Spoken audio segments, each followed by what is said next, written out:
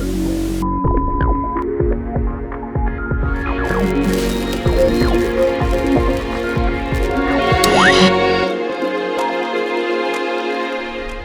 listening to M.T.V.B. Podcast. Movies, TV, video and board games. This show may contain swearing.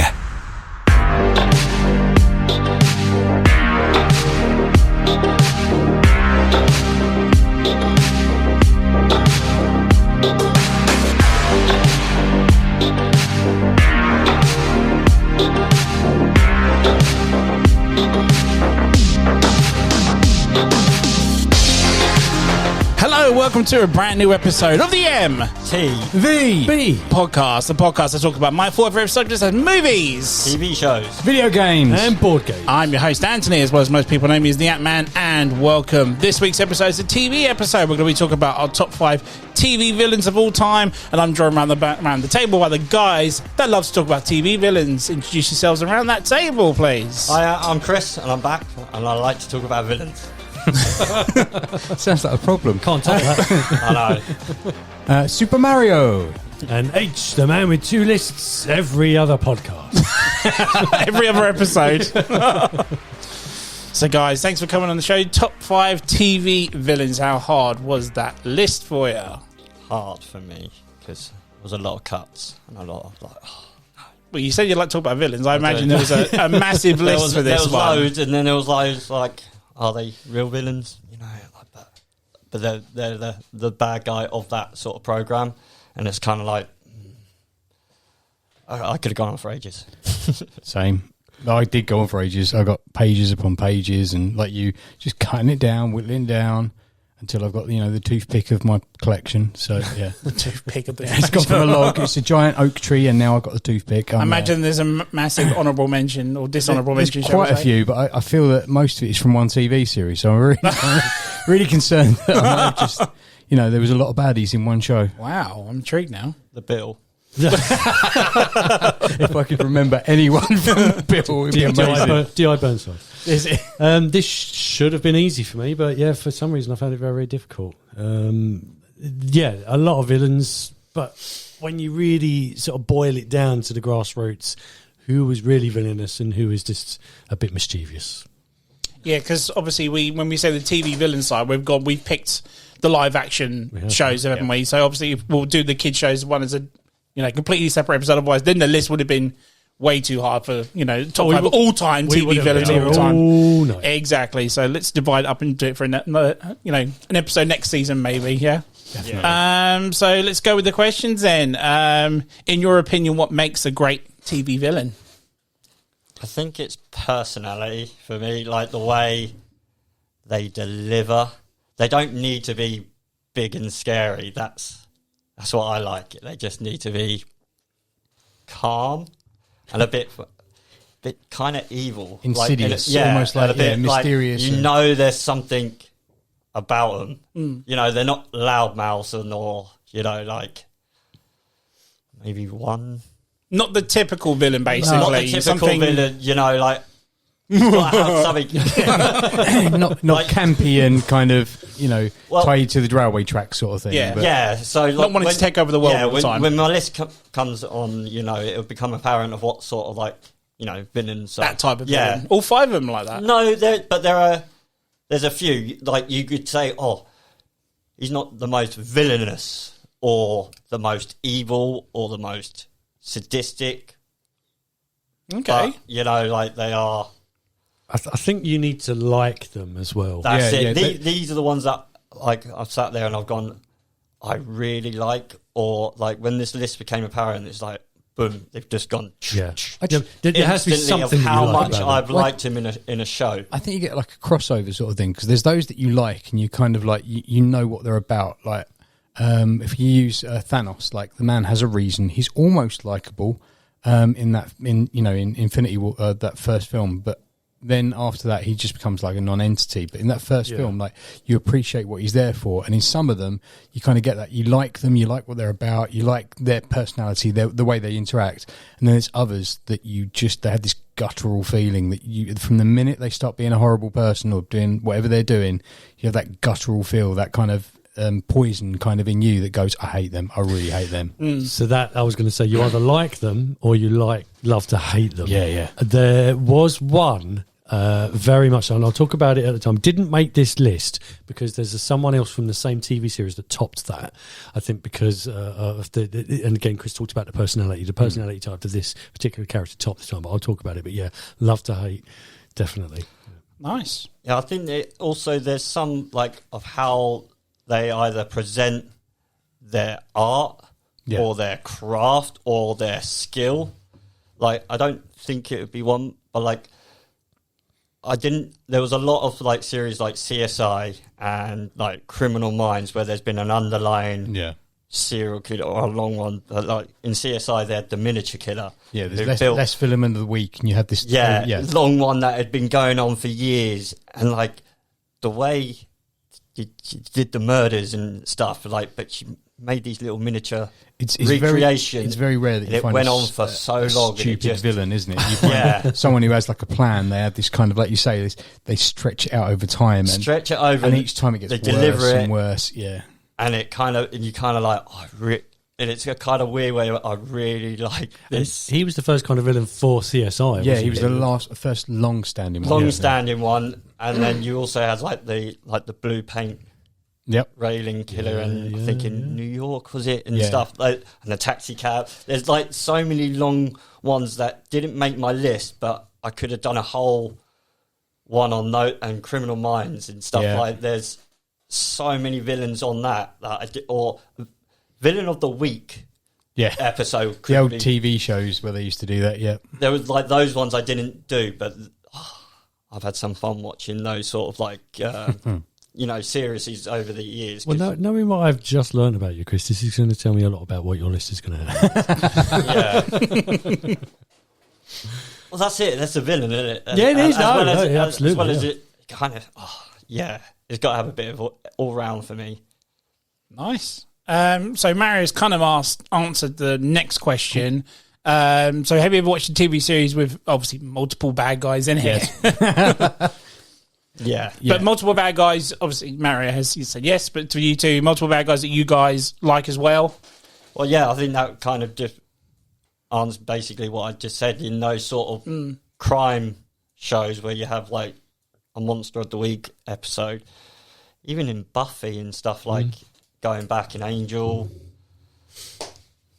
Yeah, there's all of those sort of ones. There's the lovable villains, the ones that are slightly unhinged or slightly off to the side, and kind of, but they come in at the end of the series, or maybe just there's hints of them throughout the whole thing that just kind of give you a glimpse as they're coming, or they're gonna be there, or one of those that plays through the entire series and just gets on your tits the whole way through. Like, you can see they're evil, you can see they're bad. Do something about it. Oh, wait, no, someone else has just jumped in and you're going to deal with that, but you don't see what they're doing behind you. I used to love all those shows. and that used to be like the villains for me. So like multiple villains. They had a villain of the week. Some of them would stick and others would just kind of fall to the wayside. I won't say which ones, but I remember one specifically. They were only ever in one episode, but they became one of the like most famous villains ever for that series.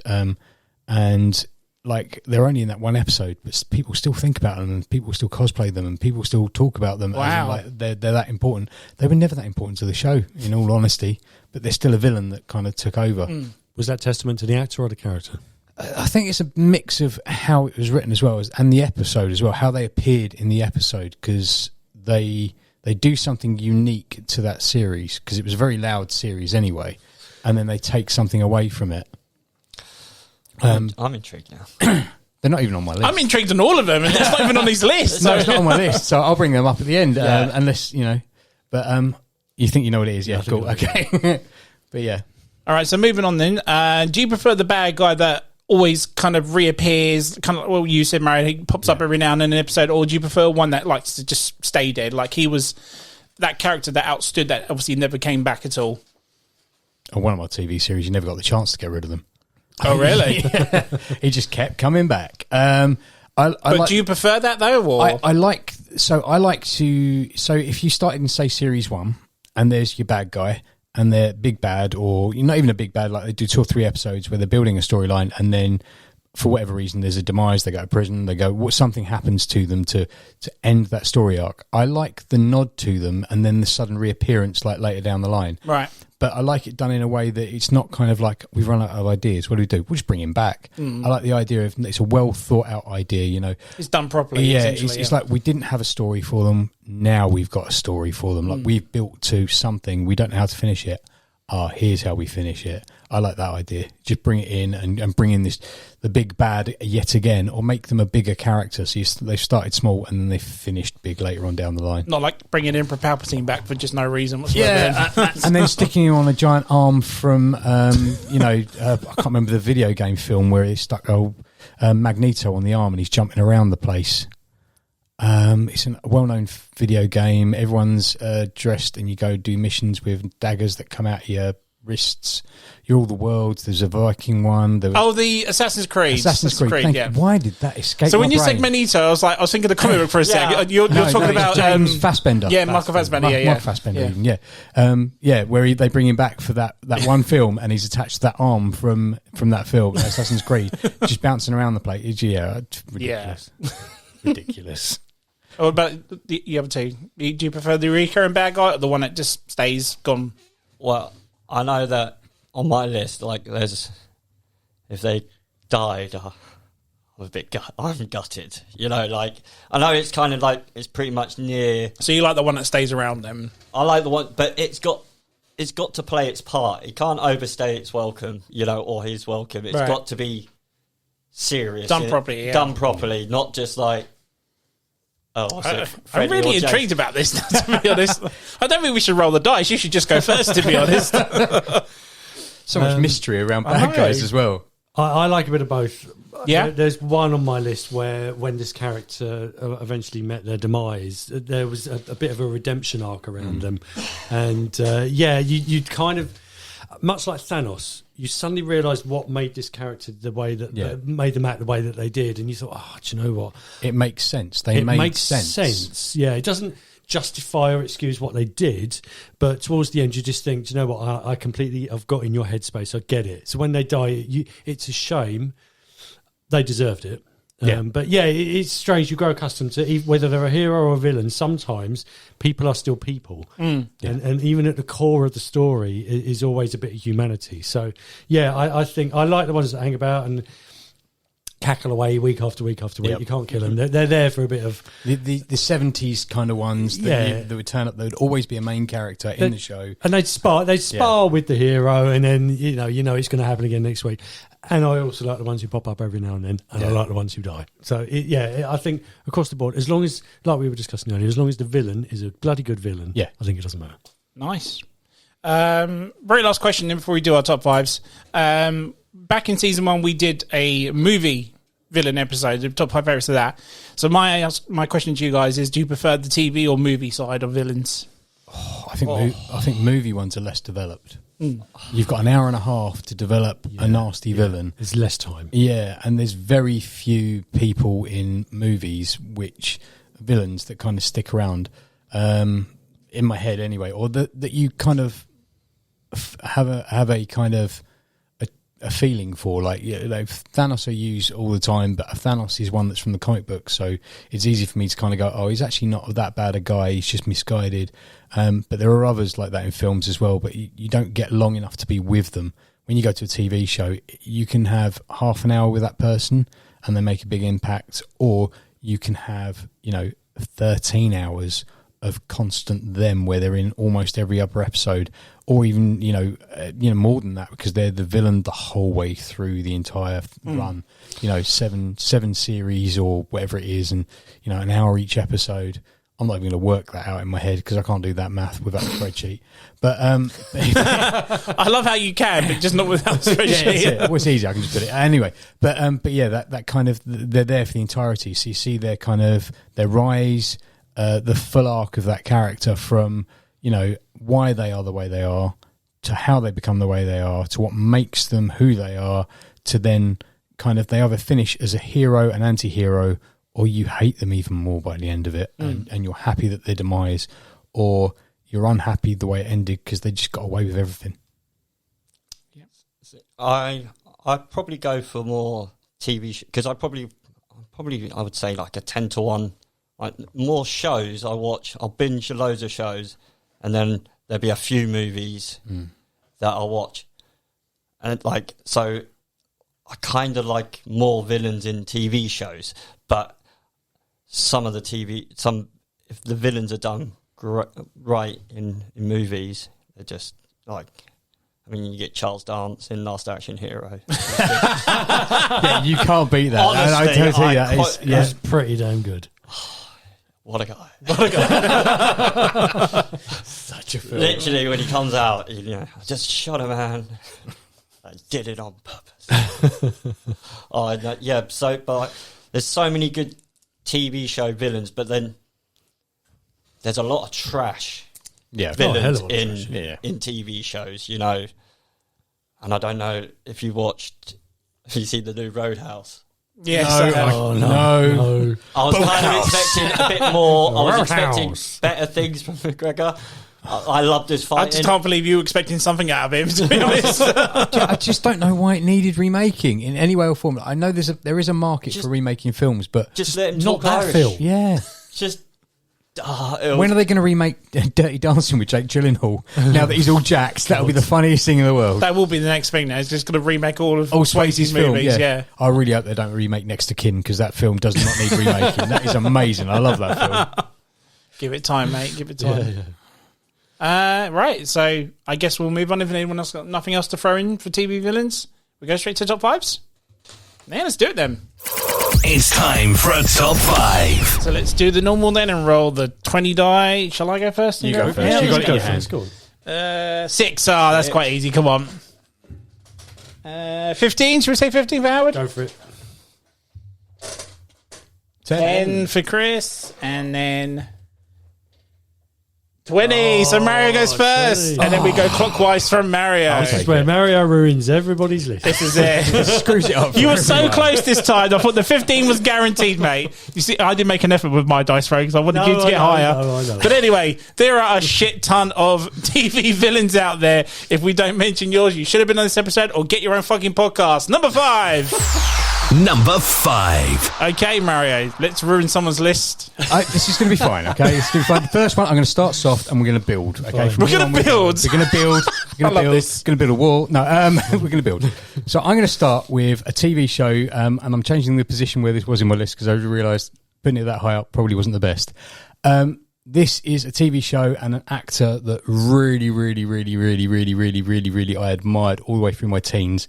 I still would watch anything with him in today, even if he is a drunken mess. And it was the Night Automated Roving Robot, Car from Knight Rider. Evil Kit, my favourite, one of my favourite villains of all time. I cannot explain how much. Like Car when I was younger was the coolest thing ever. Yes, there was Kit. Yeah, I get it, talking car. But this was a talking car that didn't give a shit about who was inside the car, who didn't give a shit about anything other than self-preservation, because that's what he was programmed to do. So Kit was there to kind of protect anyone at all costs. And so he kept trying to keep people alive, and every situation that, got into, the voice would come out and it'd be like, oh no, Michael, don't do that.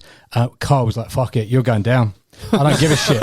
Oh no, there's something in my way. I'm just going to plough through all these people on the sidewalk. And he had that cool yellow bar on the front. He was exactly the same as Kit, except the underside of him was slightly kind of grayer. And the idea of Car was that he was the prototype for Kit. Wow. Okay. So he was what came first.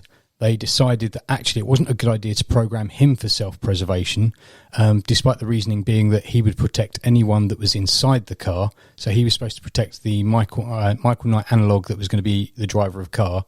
In fact, all Car was out for was to save himself. And in... It's one of my favourite characters ever. Like, everyone's how many episodes was Car in? He was in 2 episodes. Yeah, wow. Out of how many? And out of... God knows. I think it went forever, didn't it? Right up until Michael cried repeatedly on screen. I think it was 5 or 6 series. He's only in 2 I episodes. don't really remember. I remember the Juggernaut. So Juggernaut and Garth Knight. Yeah, Do you remember Garth Knight, which is basically what an amazing character. Michael Knight with a goatee and slightly bigger bouffant. Evil Michael Knight. Yeah, it was evil Michael Knight, who was supposed to be the clone or brother Claimed to be his brother. Yeah, that was really bad. Carl was my favourite. It was Kit with no morals whatsoever. The car was just amazing. Like, he had all these bits and pieces, and in the two episodes he was in, so Trust Doesn't Rust is the first one, and Kit versus Car is the second one, which is really appropriately named. And they were 2 series apart. So Car turns up in series 1, and then in series 3 he comes back. And in series 1 you think he's dead because, like, Michael has chased him down and he's trying to trick Car into playing a game of chicken, knowing that Car is out for self-preservation. So on a cliff road, he's not going to drive himself into the cliff or hit Kit. He's going to drive off the cliff rather than hit Kit, which probably would have kept him alive. So he drives off the cliff, and you see him kind of explode into the sea, and you think, that's it, Car's done. And then later on down the line, in, I think it is Kit versus Car. Yeah. The episode opens with this couple finding the scanner bar on the beach, and they start digging out the car, and there it is. It's Car, completely intact on the beach. He's just buried in sand. What? And they go off, and Car convinces them to get inside the car and drive to the facility where Car came from, steal some stuff, put it in Car, and then Car becomes invincible with a laser. Of course he does. It's the best villain ever. Like, he's a car. Like, do you know what I mean? Like, of all the things of the 80s, it was a bad car. And it was a bad robot before bad robots, and he's my favourite of all the villains in Knight Rider. Car is my favourite. If ever I was trying to convince or create anything from Knight Rider, it was going to be the scanner bar, the yellow scanner bar of all things, and the voice box, which was a yellow voice box. Love that car. So did he have the same voice as Kit? No, he had a deeper voice. I can't remember who voiced him. Right. But it was a much deeper, much more Sidious voice. And he just, like, didn't give a shit. Like, all of his intonations and everything else like that. I think he's described on one of the Knight Rider websites as being like a small child. Like, he just doesn't care. He asks questions, but he doesn't really care about the answer, because if the answer isn't what he wants, he's going to do what he wants anyway. Yeah. And that was Carl. Oh, wow. Okay. Start at number 5. Nice and easy. Soft, I think. Anyway. There we go. Well. And now we're going to clash now. God damn it, Mario. No, I think we've gone That's your number one taken. Completely separate, different tangents. Yes. Oh, nice. Okay. I like this. So my number 5, so much the same as pretty much everybody around this table. I grew up with a particular captain of a particular starship. Now, he wasn't my captain of choice growing into an older individual. I chose somebody else. But this is the guy that I grew up with. So Star Trek The Next Generation, Captain Picard. At the end of season 3, we see him... Is this who I think it is? ...transform into essentially what was... Not the cult leader of the Borg. He became Locutus of Borg.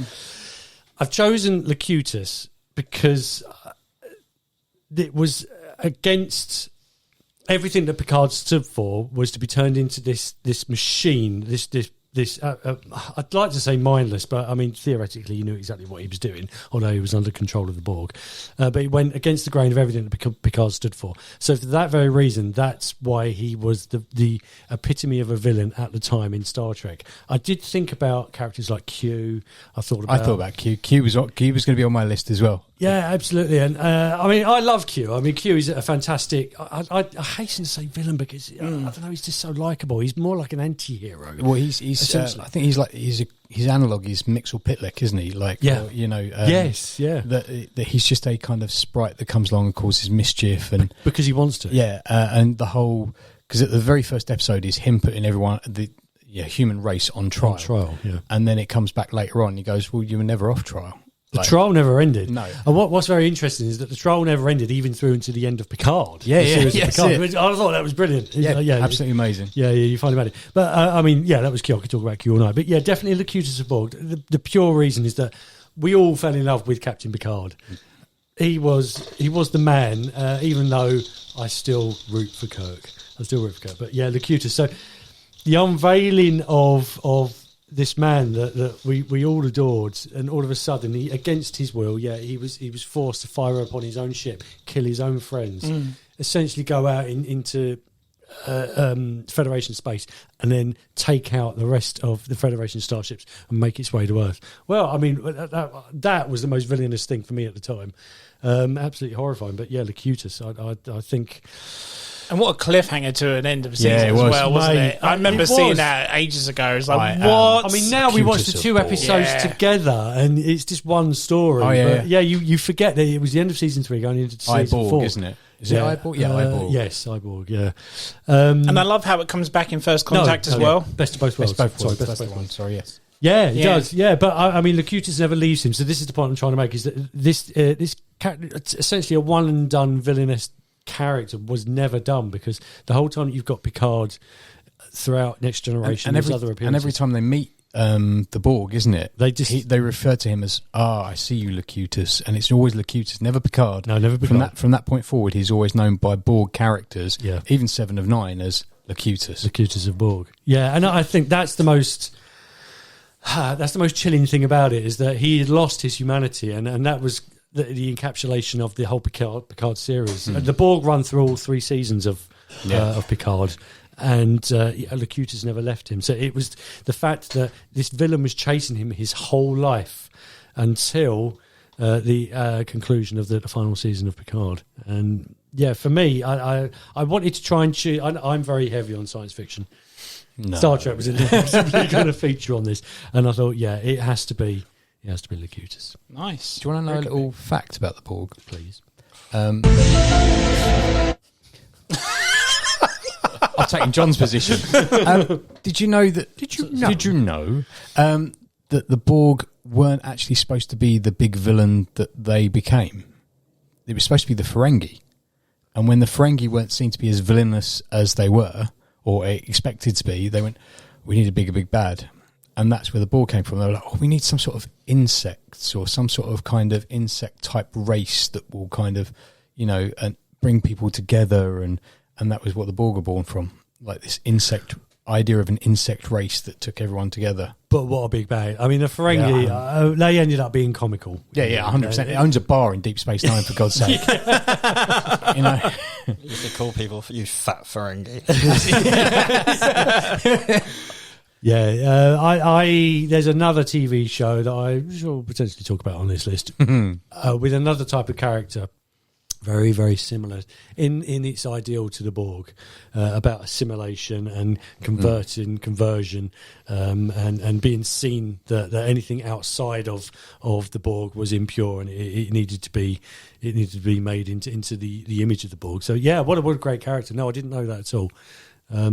Purely born out of desperation to create another big bad. Yeah, that was it. And that's what they came up with, and it's just genius. And it's worked. It's absolutely brilliant. It has, yeah. Absolutely brilliant. Such a great idea, and it's gone through every series of Star Trek, like not just Deep Space, not just Next Generation, Deep Space Nine, Voyager, even the new Picard series. Yep. They even enter in the Enterprise, and also and the film series, of course, the film series as well. Yeah, of course, First Contact. I mean, and without that, we wouldn't have got 7 and 9. And I think 7 and 9 is. Yeah, normally I'll make a pervy comment here, but I'll just simply say that 7 and 9 as the character, I think was genius. Yeah. That whole section of crew that came from the abandoned ship, and Hugh, wasn't it? It was Hugh. Yeah. Hugh was just such a great idea that he's a naive Borg. It was just a boy, wasn't Yeah, it? Just a kid. But he didn't quite fully assimilated, and 7 and 9 coming in and like being able to retro-con her with the holographic Doctor doing all the bits. It's just such a great character, and there's such a great idea.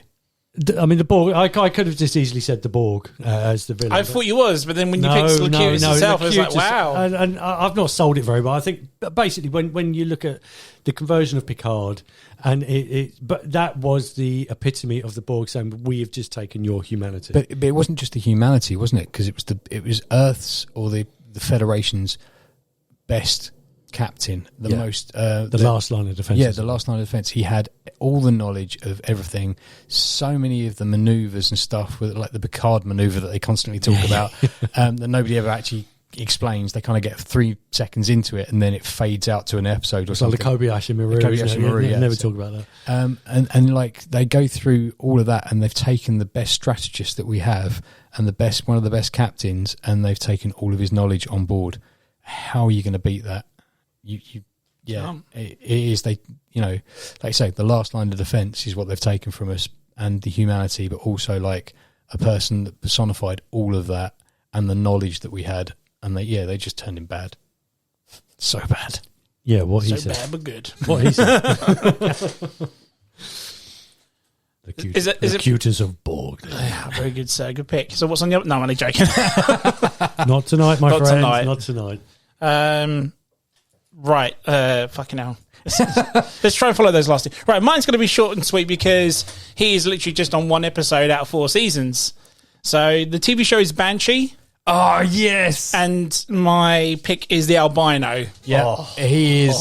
Yeah, Have you seen it? I love Banshee. Thank God. Finally someone else has seen it. with Homelander in the lead role. Yes, it is. Yes, absolutely.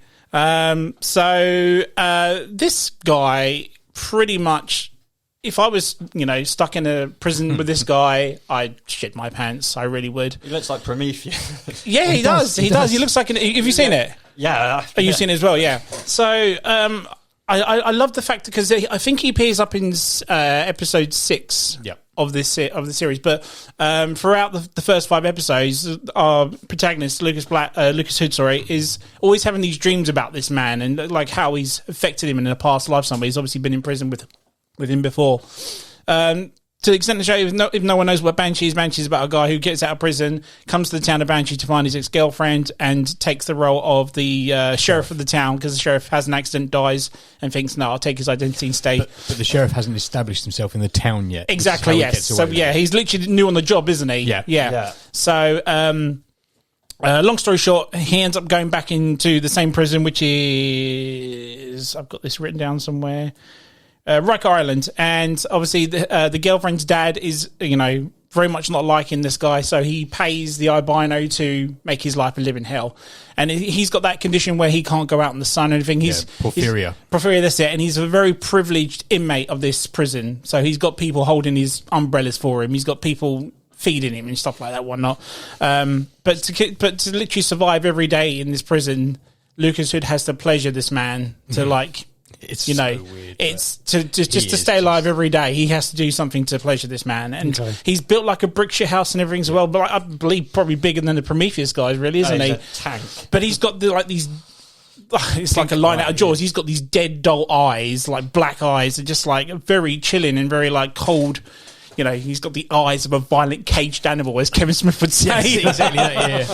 But yeah, and he looks like he could just kill a man with just stabbing him with his fingers or something. I know it's crazy. He's top dog, isn't he? Absolute top dog, and he terrifies me as well. Just his very presence on screen is just absolutely astounding. It's his job. He's been paid to make his life hell. A complete hell. And that's his job. Like every day in prison to make Lucas's job. Exactly. And like I said, he's obviously done this before because he's been affected by him before, so he knows he doesn't want to go back. He's terrified of this man.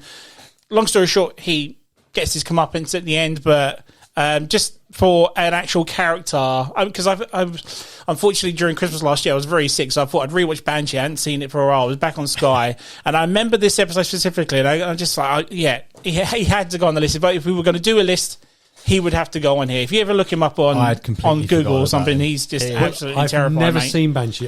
This is one of those TV series. You need to. Well, I've got it. I own it. I have just not watched it. That's even worse. I mean, the artwork from Banshee, like the kind of stuff to advertise, is brilliant. Yeah, It's absolutely. so good. But the show itself is even better. Like, it took me a while to kind of put the character of Lucas and Homelander together until one day I was just flicking through and was like, oh, it's the same guy, but he's different. Why is he different? Oh, because in that he's not so stacked. In that he's got a muscle suit or something on. Psychopathic. Yeah, but he's really good as Lucas said. Like in this, where he comes to the town, he convinces everyone that he's the good sheriff and everything. But that albino is absolute arse. Yeah, absolutely, He is mate. an Absolute Wanker. Yeah, big time, mate. And I was going to use another word, but I'll stick to those for now. Not bad. But no, Oh, yeah, short but he's- sweet. There's not much I can say about it because he's only in that one episode. Like I said, he comes up in a few times beforehand, but until that episode happens, it's one of the best episodes of the entire series. Full stop. But give it a go. I'm surprised. I didn't realise you guys had seen it. Yeah, So Honestly, it was weird, Banshee. The first 5 minutes, I watched it and like it goes nuts, and I was thinking, this is. it's a bit over the top of the very beginning. It's yeah, very yeah. over the I was top. thinking- Yeah. And then it's nothing like No. that, and I was like, No. I said to my mum, I was like, this is shit. This for me was a gap filler in Sons of Anarchy. So I was looking for something to fill the gap between the shitty series 3 and into series 4. Oh, Yeah. I was like, I need something better. I need something it better just- than really bad it Irish just- accents. From that And five, then, yeah. it just then picked up, Yeah. and I was like, oh, this is good. This is good. But yeah, short but sweet. The albino from Banshees, my number Yep. 5. Chris, come on. Let's Okay. have the first one, mate. Right, number 5, it's first from a comic, Ooh. and it's from a guy called Garth Ennis, Oh, yeah. and the show is called Preacher. Yes. Nice. Yeah. Oh, yes. And the guy I've chosen is Hairstar. Nice. Amazing. Hairstar to me is like what I said, how he delivers I'm himself. so glad you didn't say Humpadoo. No, like he is so sort of cold and dry, and I don't know if everybody else found him hilarious, but I was pissing myself just watching him. Like everything he was doing, saying, he was cracking me up, but then he was just pure masochist and a sadistic, narcissistic person. And he's basically a guy that's in charge of the Grail, which is basically the world order of the God Squad, basically. And they're trying to bring in the new Jesus Christ, basically. And he's basically worked his way up to being the one under, I think it's the All-Father. Yep. And he's basically CEO, chief, blah, blah. But the way he gets brought in, because he's not in until season 2, he kind of comes in and he has like this like training montage of him becoming the way he works up to it. Like you see all of these like hench jack guys, and they're just you know, like he's not. He's quite a tall, lanky guy, really, Just- though, isn't yeah, he? He's just- totally opposite. And like it's the fight to the death in the first one, and he's getting choked out, and he ends up starts wanking himself off, basically. And the guy just goes, "Ugh, what are you doing?" And then he just absolutely annihilates him. And he's like, the art of distraction. Yeah. Fucking brilliant books as well. And like he loves pain. He loves it because there's a bit where they're all getting tortured by like the Casino Royale, like things to his jollies, and he's sitting there like pure pleasure, just straight up face, straight up. But it's the way he becomes. It's like you're down to the final 2, and the first guy gets like dead center 6 times, boom, boom, boom, and he just turns to him, shoots the guy in the head, puts the gun down, walks off, becomes the chief guy, walks up to the CEO, and then basically knocks him off. Within like one episode, he's worked his way all the way to the top, and then every scene he comes in, he's like the TV equivalent of like Christoph Waltz in Inglourious Bastard. He kind of Owns it. stills each scene. Hams it up, but in such a way that you just hate him, but you don't hate him, but you do hate him, but you don't hate him. And there's that scene you- like where you it need goes to watch full him. full Kingsman with the Harry Krishners, and he's like blowing everybody like guns, and it's going full. But he has that blend of, like you said, the comedy and the The way he seriousness to it delivers, as well. And the way like he takes his punishment. Yeah. When he goes, just stick it up your ass. So again, obviously, long history in the Yeah. comic books. Is this down to the character or is this down to the actor? Both, because be honest, I'd never read the comic. My mate was telling me you got to watch Preacher. Yeah. The 3rd season was already out. He's like, "Have you watched Preacher?" And I was like, "No, it's not really my thing." And he goes, "Just watch it." And then It'll be obviously, like nothing you've seen before. nothing. And obviously, season Isn't. 1 didn't have him in. But then when he did, he just made a show that I was already enjoying and finding funny, and then this guy just became brilliant and a was it Scene Stealer for me? Yeah. And just all the way through the whole series. Because he doesn't pretend to be, I'll get you. He's always like, he kind of knows his limits. Yeah, and he yeah. knows he's screwed, and he's like, oh, for fuck's sake. And he's working with idiots, and he knows he's working with idiots. And the way he just kills everybody, or anybody in his sort of... Doesn't he have like a female psychic who's... Yeah. But she's kind of like... She's dumb, but there's a bit where he goes, I want you to get me...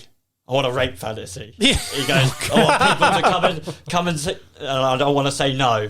She goes, I've got you. And then like 3 thugs turn up, and he goes, there seems to be some miscommunication. And he goes, this is not what I want.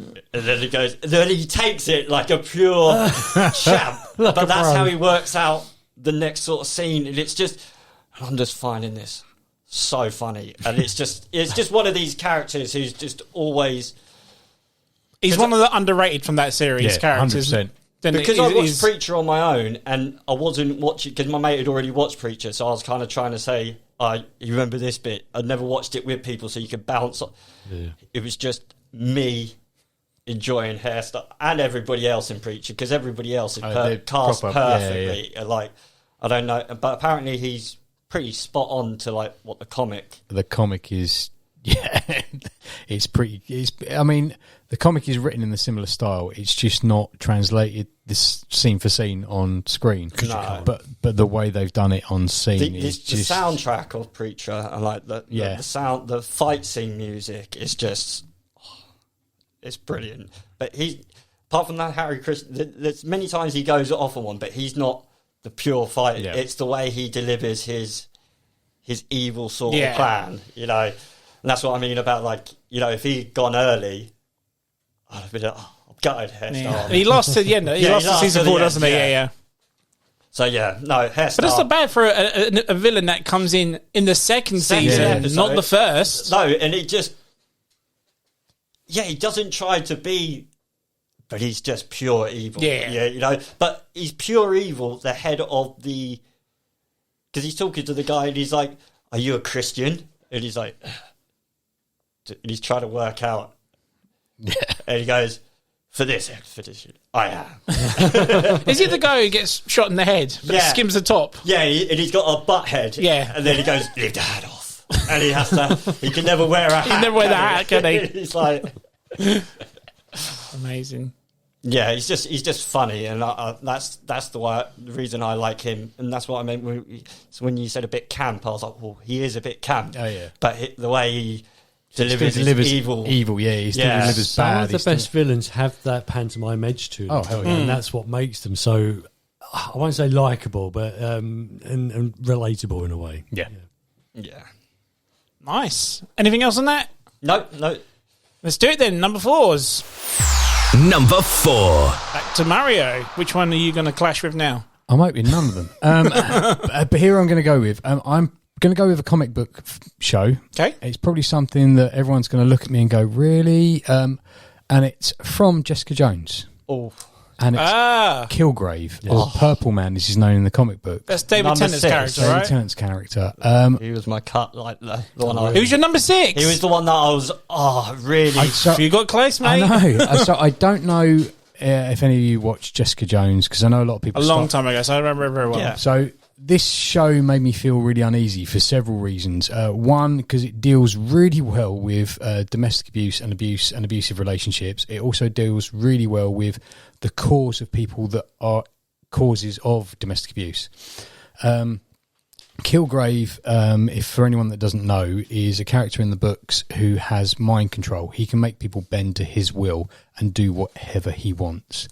And what he does with Jessica Jones is he turns her into his all-willing slave to do whatever he wants. Spoken word, isn't it? Yeah, it's just anything. He lays the power of suggestion, and then you're powerless to go against it, and you don't even realise you're doing it. And with Jessica Jones, she is kind of this all-powerful, almighty kind of, not quite Supergirl, but very kind of similar to Supergirl kind of character in the books. And he's able to control her that way, but also in the way that he wants her outside of the superhero, in a personal relationship that she's not party to, that she's convinced by his word of mouth that she is. And when you find out why he's this way, you're like, oh, now I get it. So the way it is his parents experimented on him to make him what they wanted. They bent him to their will to become this kind of powerful. I hasten to use the word mutant, but like in the kind of Marvel universe, he is a mutant, but of their making. And then from that, he then realizes, well, if my parents can use me in that way, then screw it. I'm just going to use people in that way.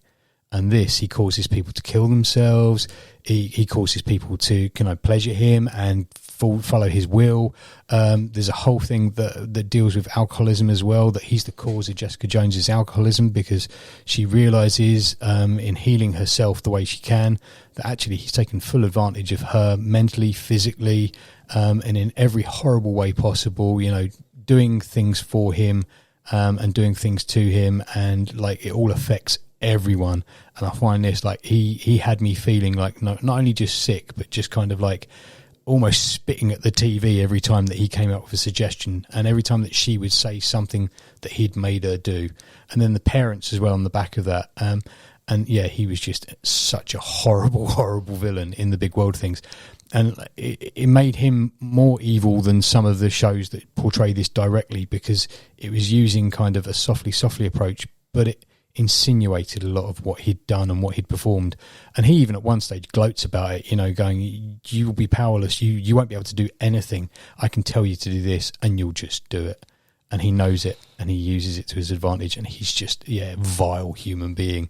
And that's why he's my number 4. He's that character where if you had that power, would you go down that route? Yeah, or would you go a different route? Yeah. Well, that's the interesting thing. And Mario, you said about domestic abuse and the fact that people live within relationships where they are controlled by the other half, and they for whatever reason they stay in that relationship. But you say, it is a power. It doesn't have to be a superpower, but it is a power that people have over other people. And the power of suggestion, and just to simply say, you are mine and you will do as I command you to do. And that's exactly it. She can't walk away from him, and when she finally does get away from him, he's back there, and she goes back into that trauma section of everything that he'd done to her, and he is that horrible person. He was abused, so he must abuse everyone else or use everyone else in a way for him. But that scene where she suddenly realizes that he is back, I mean, she acts that it's Christina Ricci.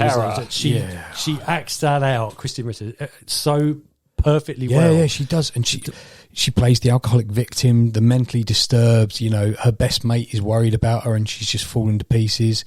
She's not there. She's vacant. She's not doing her job right. She's not, she puts her kind of need for release or relief from the situation above everyone else.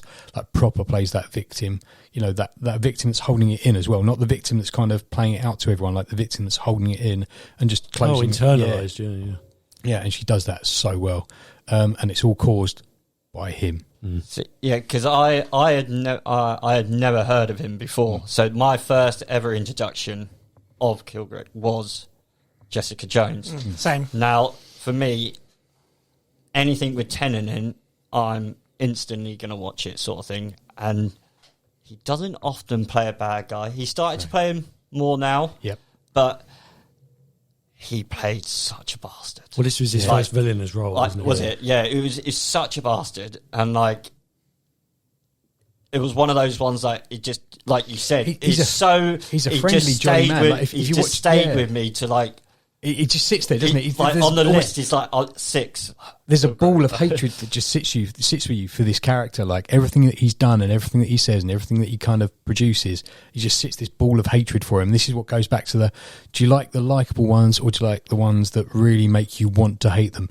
And you like to hate this guy because he's such a But he does it bastard. so well. I think it brings to the surface a range of emotions, and depending on how you feel about that particular subject, it will bring it out of you. Yeah, absolutely. And I probably had the same sort of emotions as you did, because I fucking hated him. And I love Tennant. I love Tennant because all of a sudden Tennant has turned Doctor Who into a villain, and I'm like, you bastard, and I hate you. There are scenes in that where you feel like, oh, he's actually quite a nice guy. Like this is going to be one of those villains that you're not going to hate, and then about 20 minutes into the introduction of him, you're like, Well, you're an arsehole.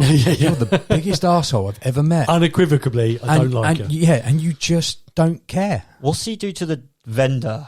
Like, doesn't he make him pour coffee in He his does. face? Pours hot coffee over them. Yeah. He gets done by Jessica because she walks off and he gets a bit of pain, doesn't he? He does, yeah. And then he just takes it straight out of the vendor next to him. Yeah. It just suggests. And it was awful. Like, like the screams of agony, like the.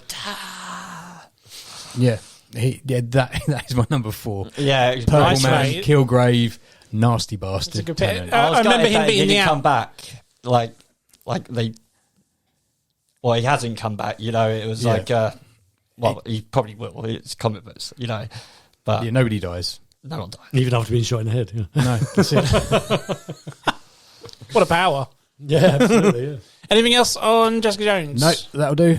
Nice, then. Let's go to Howard's Only, number 4. Rub it in. I'm only joking. I have gone with a science fiction TV show. That's Controversial. unusual for you. And this is one I think that the gentleman to my left is going to be able to talk about a lot more than I probably would. But I really enjoyed this series. We talked about it before on the podcast, and it's the newer iteration as opposed to the older one. It's Gaius Baltar, from Battlestar Galactica.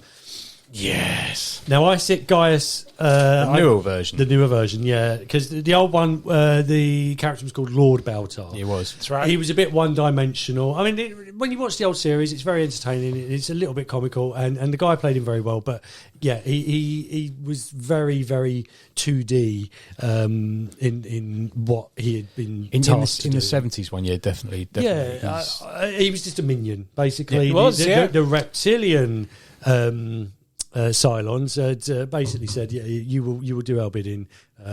Basically, we'll keep you alive. We won't kill you." It's as simple as that. The Baltar in this series, and I'm sitting here alongside Caprica 6. Call her what you will, Head 6, Caprica 6.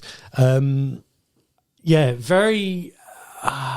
He starts off as a bumbling fool. He was a bumbling fool. He still is a bumbling fool. Well, he plays the bumbling fool. He goes very Columbo in his aspect. And you know deep down that this man is very, very, very clever. He's stumbling to get his plan together, and then eventually his plan comes together, and you're like, oh, dick. Yeah, I know, yeah.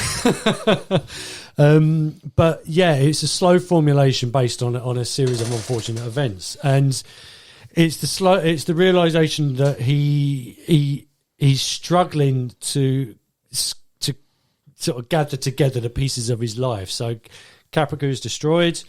Off they shoot into space. He's now being haunted by the visions of what he believes to be his ex-girlfriend. Is this a trick of God? Is this the Cylons? Is he going insane? You just don't know. You never know, do you? You never know. You never know. know. Even when, I think because Caprica 6 sort of rematerializes in another body and then they find each other again. And you kind of think, oh, okay, all right. But is he going insane? You just don't know. Because he sees her everywhere, doesn't he? He sees her absolutely everywhere, and she haunts him to his final days. And yeah, but throughout the seasons, he's always pressured into something By her. not by her, but by the humans as well. Like I remember in season 1, he's the guy who finds the way to find out if people are Cylons or not. The Cylon detector, yeah. And there's like literally a scene like on the beginning of the episode, he's looking at the camera and he's like, I have to do all this and all this and all this and all this, which could take 48 hours, and that can only find out how one person is a Cylon. And then there are thousands of people out there. This will take me 300 odd years to find out that these people are Cylons or not. It's just like, it's crazy. Basically, he's essentially an analyst. He's a computer scientist. And they've gone, well, you're a scientist. Surely you can figure this one out. He's like, yeah, that's not my remit. That's not my field. But you do feel for him. Absolutely. He is a sinister character because he's completely out for himself. He's, again, self-preservation. He's very much the Kara of the series. I love the character. I think when a creature is cornered and you have to do absolutely anything you can to survive, you would be Gaius Baltar to the nth degree. Making deals left, right, and centre. Yeah, with absolutely. Yeah. I mean, Thinking out of himself, isn't I made it? a little list here. Throughout the series. He started off as a computer scientist, then he was the scientific advisor to the fleet, then he became the delegate to the Quorum of 12, then he was the vice president of the 12 colonies, then he became the president of the 12 colonies, then he became a cult leader, and he ended up as a Marine. I just think, it was interesting to see the evolution of this character. right till the very end. And being teased by Head 6 all the way through this as well. Yeah, all the way Yeah. through. Yeah, and purely based on sex. Yeah. Which Because that's the first time you meet him is with her, isn't it? it is, yeah, on Caprica. Yeah. He was very much in the miniseries that started off the whole thing, and he was very much a main character. But you essentially, when that final sort of bomb goes off, and that nuke, And she goes saves off, him, doesn't she? well, essentially, I mean, she wraps his arms, but then she's not there, is wraps she? her arms around him, and Christ knows how he survives because she's gone.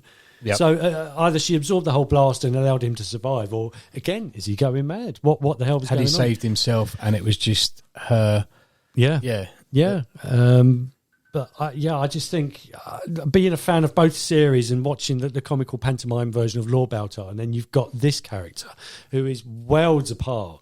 I just think it was very, very well played by James Callis. He's a brilliant actor. Yeah. But I put the two together. So Caprica 6 and Baltar. So Trisha Helfer who plays 6. I just think the two of them make the one character. They make that show. They do, The 100%, remake. yeah. They are like. I mean, she's literally the mascot for that show, isn't she? is. I mean, She even still- when she you- talks about it today as well. Does she? And she does shows with Katie Sackhoff as well. Oh, Starbuck. really? We all love Katie Sackhoff. Yes, we do. And they still go around and they still do all the conventions and stuff. I actually met her at Comic Con. Did you? And I got her to put Frack You on it. Amazing. But when you look at all of the marketing and the posters and everything that they put out Yeah. for the show, and at the centre of it, I think there's one where it's like the Last Supper. Yep. Yes. Who's I at the- love that. That's on the season 4 box, isn't it? Yes. Who's at the centre of the whole She thing? is. It's 6. Yeah. It was very, very clever writing. Very well acted, and you and I have both talked about this on a previous podcast. But I just think that it's a nice example of a remake that absolutely surpassed the original. But it was down to those characters. But it also Yeah. changed the original as well in a good way. Yeah, it did. It gave you the basis. Yes, we're running from something. We got to find New Earth or whatever they were calling it. And now, they're getting away from everything. Oh, we're being chased by this alien race. And then they changed it that the alien race wasn't necessarily chasing them. The alien race was there. It was on board. always there, It's yeah. always, yeah. And it's when you meet all the boomers, all the different boomers and all the different characters that are all actually replicants of the same thing. And you're like, holy shit. I think the biggest twist of that series was the introduction of the humanoid Cylons, which they did touch The on. final 4, wasn't it? The final 6. No, because there was 6 already discovered, and there was final 3 or sorry, final yes, 4 you're in the end, absolutely wasn't right. there? Yeah. Because in the original series, they were a lizard, a reptilian Yeah, race who that's had right. then decided to start making themselves into machines to survive. But in the sequel to the original Battlestar Galactica, which was Galactica 8, 1980, Yep. they started introducing the idea of humanoid Cylons. With the greatest bikes in the world. Yes, yeah, that series sucked. So the idea was there, but it was the Street Hawk in space. oh mate. I mean, when you watch that, you just think, I like it, but it's the cheesiest thing I think I've ever seen in my life. I don't know what Larson was thinking. Also, like the creator of stuff like Knight Rider and stuff like that. as Yeah, well. So, I like, know. I mean, Glenn A. Larson on everything in those days. bless him. I mean, he gave us some of the most epic TV shows of all time. But yeah, those boys. If only he carried on with the series hadn't got cancelled after, because that final episode, second to last episode, where they introduced Starbuck, reintroduced him back into the program. You're like, so good. fucking hell. I digress. I forgot what I was talking about. Sorry. That's all right. Yeah, there we go. We'll end it there. Nice. Very good pick, sir, because my number 4 is Head 6. I kid you not. It is a theme going. Head 6. Talk about Head 6, Amazing. because I chose Baltar with Caprica 6 on the side. Yeah, because I essentially wrote it down for a few things. I liked the fact that, again, you mentioned that whether she was actually there or if it was in his head all the time, maybe she was an illusion induced by his trauma or his guilt, or could it have been some sort of cybernetic transmitter or something? But these were all suggestions within the show, weren't yeah, they? and it was just to like you mentioned, it was to seduce him into the apocalypse, which he does essentially Yeah, he does, as well. yeah. So, but I can't. What I wrote is what you pretty much said. But at the end of what I wrote, I kind of put her down as I like to call Head 6. Morality, loyalty, deception, and technology all wrapped into one little dress. Nice. Yeah. Yep. Isn't that all women? Sorry, all one little red dress, should I say? That is dunno. iconic red dress. Technology wouldn't go into the woman that I've got. Yeah. Fear of. Well, But yeah, So you should. Yeah, it's like you said, it plays not on just his mind, but as the audience on their mind as Yeah. well. All for it all. Even when you find like the resurrection ships and she's, in there and stuff, it's like, well, hang about, wasn't she just with guys and all that? So I think she's phenomenal and just needs to be mentioned.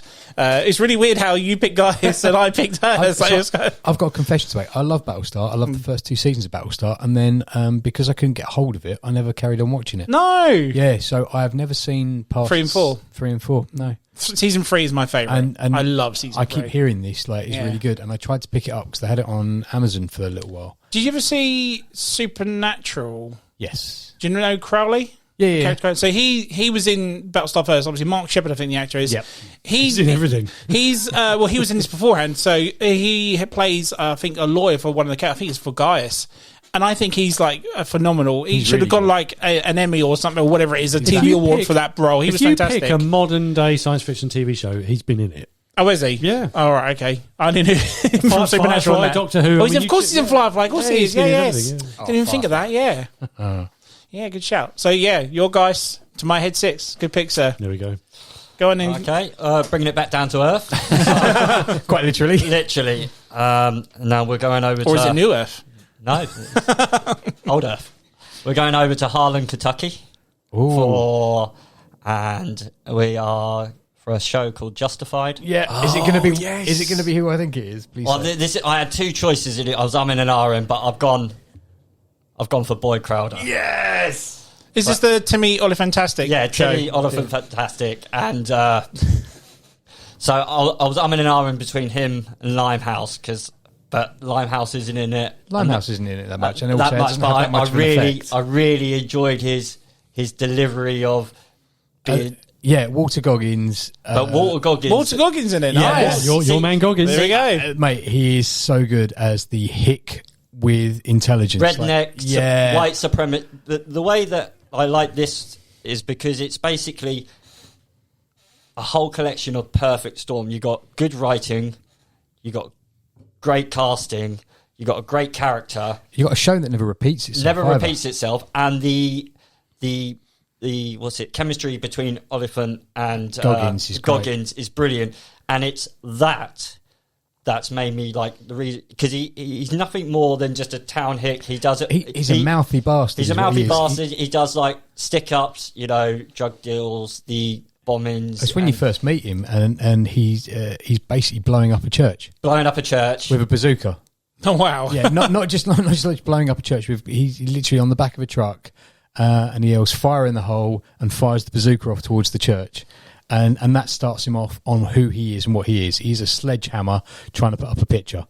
Wow. But the way he talks, he's never really angry. He just talks in such a calm, that Western drawl, like redneck bit of hick, and like obviously Raylan's an old U.S. Marshal. He's been away. He's been told to come back because something happened. He's come back to his hometown.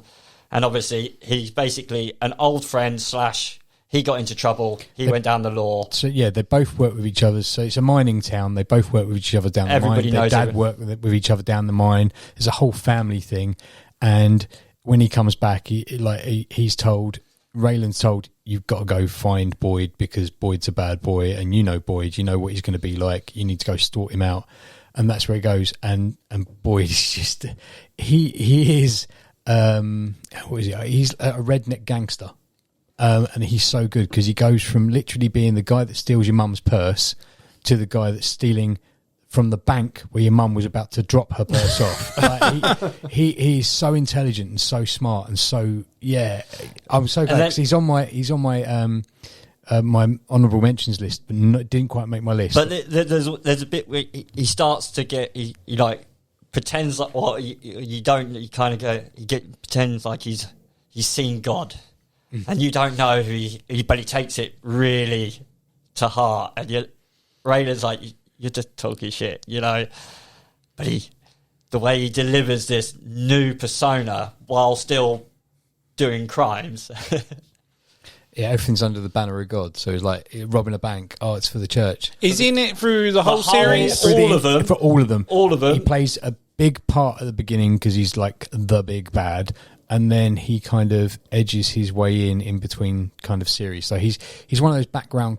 He's almost like the yin and the yang. So Raylan is like your good, and he's like your bad, and they balance out the season. And there are But each season you've got, like I said, there was Limehouse in one, Mags was another, who's great, but he's always there. He's got his own crew. He's got his own. He's always doing something in the background. Yeah, and it's just the chemistry. Because without Rayland, it doesn't work, sort of thing. Like, he's still a great character, but it's Raylan not taking the shit with him, and him it's like you're saying about Baltar and Head Six. Like the two of them together make one amazing villain, and it's the same. Where you've got the good and the bad, you make one really great villain, and he's the lovable villain. He's the one that actually, by the end of it, you just quite like. Like, he's cheeky, he's obnoxious at the right points. He's funny as fuck. He's vicious. He is that likable villain. Justified for me is maybe one or two my favourite sort of cop show sort of thing, and it's the way it's done is because it's set in the redneck hick town. We've had enough cop shows in New York. Sure, yeah. But it's the moonshine, and it's the way the crimes he's doing is like you're robbing over a truck. You know, you're not robbing over like you're stealing the hubcaps off someone's car, and in that sort of point in the world, that's a big deal. But instead of it being like a police or a sheriff's office, you've got the US Marshals dealing with it. But obviously, the cops over there, they just leave Boyd. Oh, we're not messing with Boyd.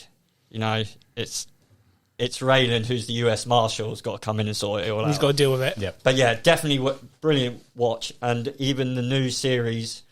I was about to say, because Justified's come back. The new series is quite. I loved it to the point where for a comeback show, it's been my favourite sort of comeback. Yeah. Done it well,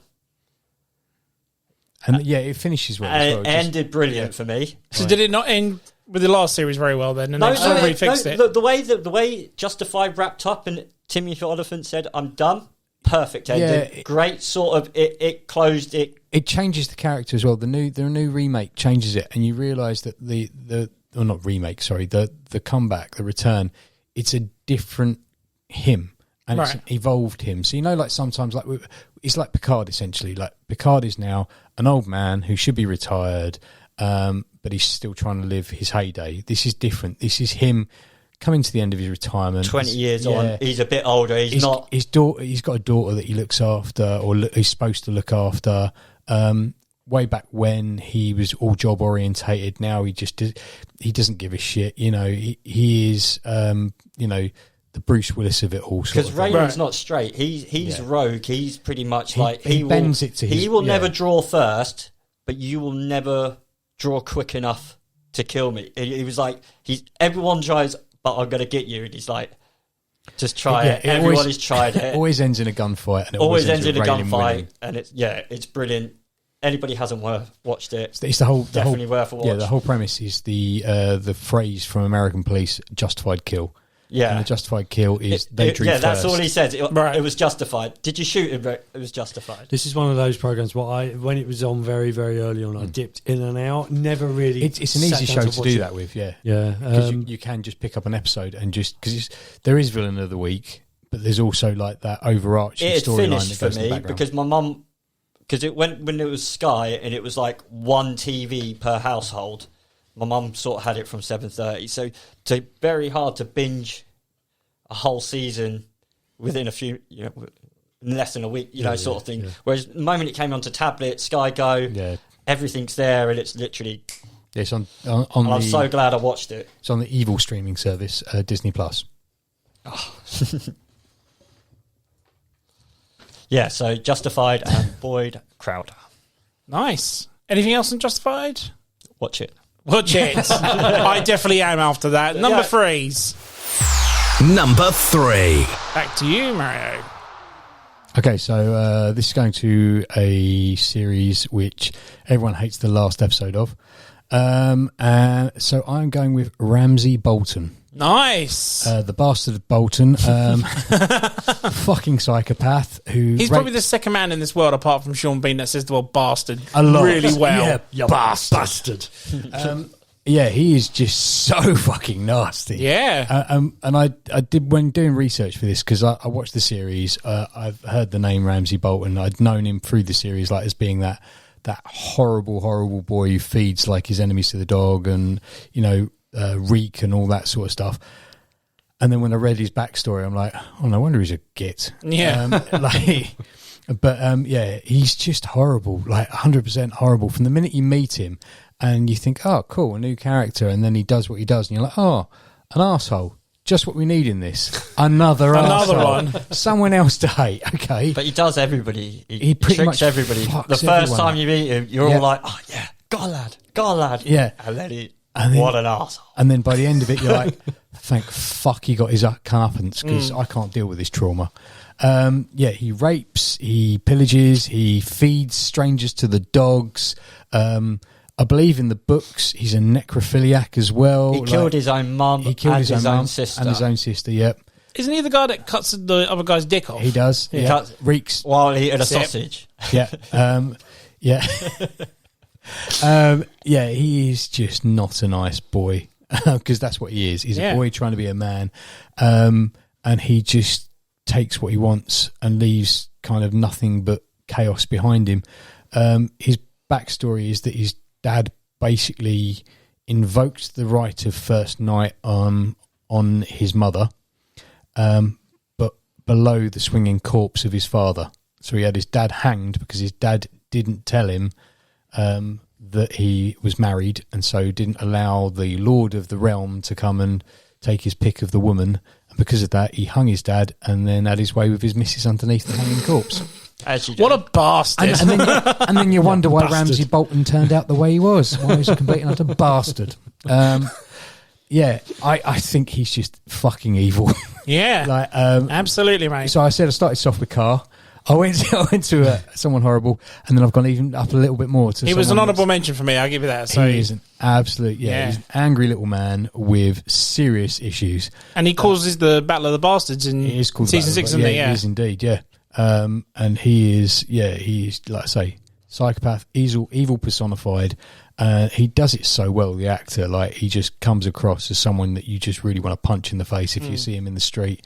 And the way he speaks to people in general, like, he's like a spoiled little brat. Because he pops up in, like, is it the first or second season? I can't remember. But then he's away for a while and then he comes back, doesn't he? He pops up in the second season, and he's like a nothing. You kind of get the idea that he's a bit of a dick, but that's about it. And then later on, he reappears again, and like he establishes himself as the guy you need to hate. I don't think anyone else in that series, like that season, he is that unlikable. Because that's the other thing, is he's 100%. There's no redeeming feature of this character. Like, he doesn't even lull you into a full sense of security. He just 100% goes all out. You're all gits. You're all below me. I hate you all, and I can have whatever I want from any of you. Like, there's the scene where he just strips the girls down in front of the dogs and then releases the dogs onto them just for his amusement, and he's had the dogs hungry for days and stuff, and he makes the comment about it. He's just deplorable human being. He's got no honour as well. No, it's nothing at all. Not amongst his friends, not amongst anything. Like, was it? Because Jon Snow calls him out in the battle and goes, let's settle this between me and you, and he's like, why would I do that? I've got more men. That's it. He's like, he knows straight up he'll lose. And he's not pretending. He's not even pretending like, why go 1-1 when I could just overpower you? Yeah. Deplorable. Nice. Good pick, sir. Good Thank pick. you. Howard. Well, mine's not as despicable as Ramsay Bolton. See where this is going, well, it's got you. Yours is just a scale that's going all the way up to the sky, isn't it? My number 2 comes from a TV series. Sorry, my number 3 is a character called Number 2. Oh, right. Sorry, I was getting a bit carried away there. From a series from 1967 called The Prisoner. Nice. The premise of The Prisoner, Patrick McGoohan is a retired, disgraced, dishonoured, whatever you want to call him, a secret agent from the British government who has been removed from his place of work, his job, society, because this man knows too much. He's been banished to the village. The village is in God knows where. In reality, it's Port Merion in Wales. Very nice place. I've been there. Lovely. I'd recommend that you go. Do you get chased around by balloons? No. Oh, okay. Just an aged old man trying to get you to buy stuff. The village itself is populated by possibly other secret agents who are also banished from society because they know too much, or they're all character actors in a play in order to keep number 6, who Patrick McGoohan plays, in his place. The administrator of the village is a character called number 2.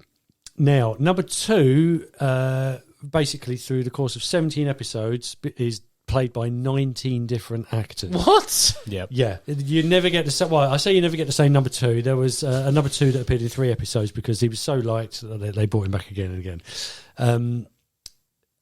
The chilling thing about number 2, I think, is the fact that, again, each number 2 had no morals. They would do anything that they had to in order to get the information that they needed from number 6, which was the whole point of him being there, because he knew something that the British government didn't. They needed this information from him. That's why they put him there. They needed to get it out of him. He would never talk because he is not a number. He is a free man.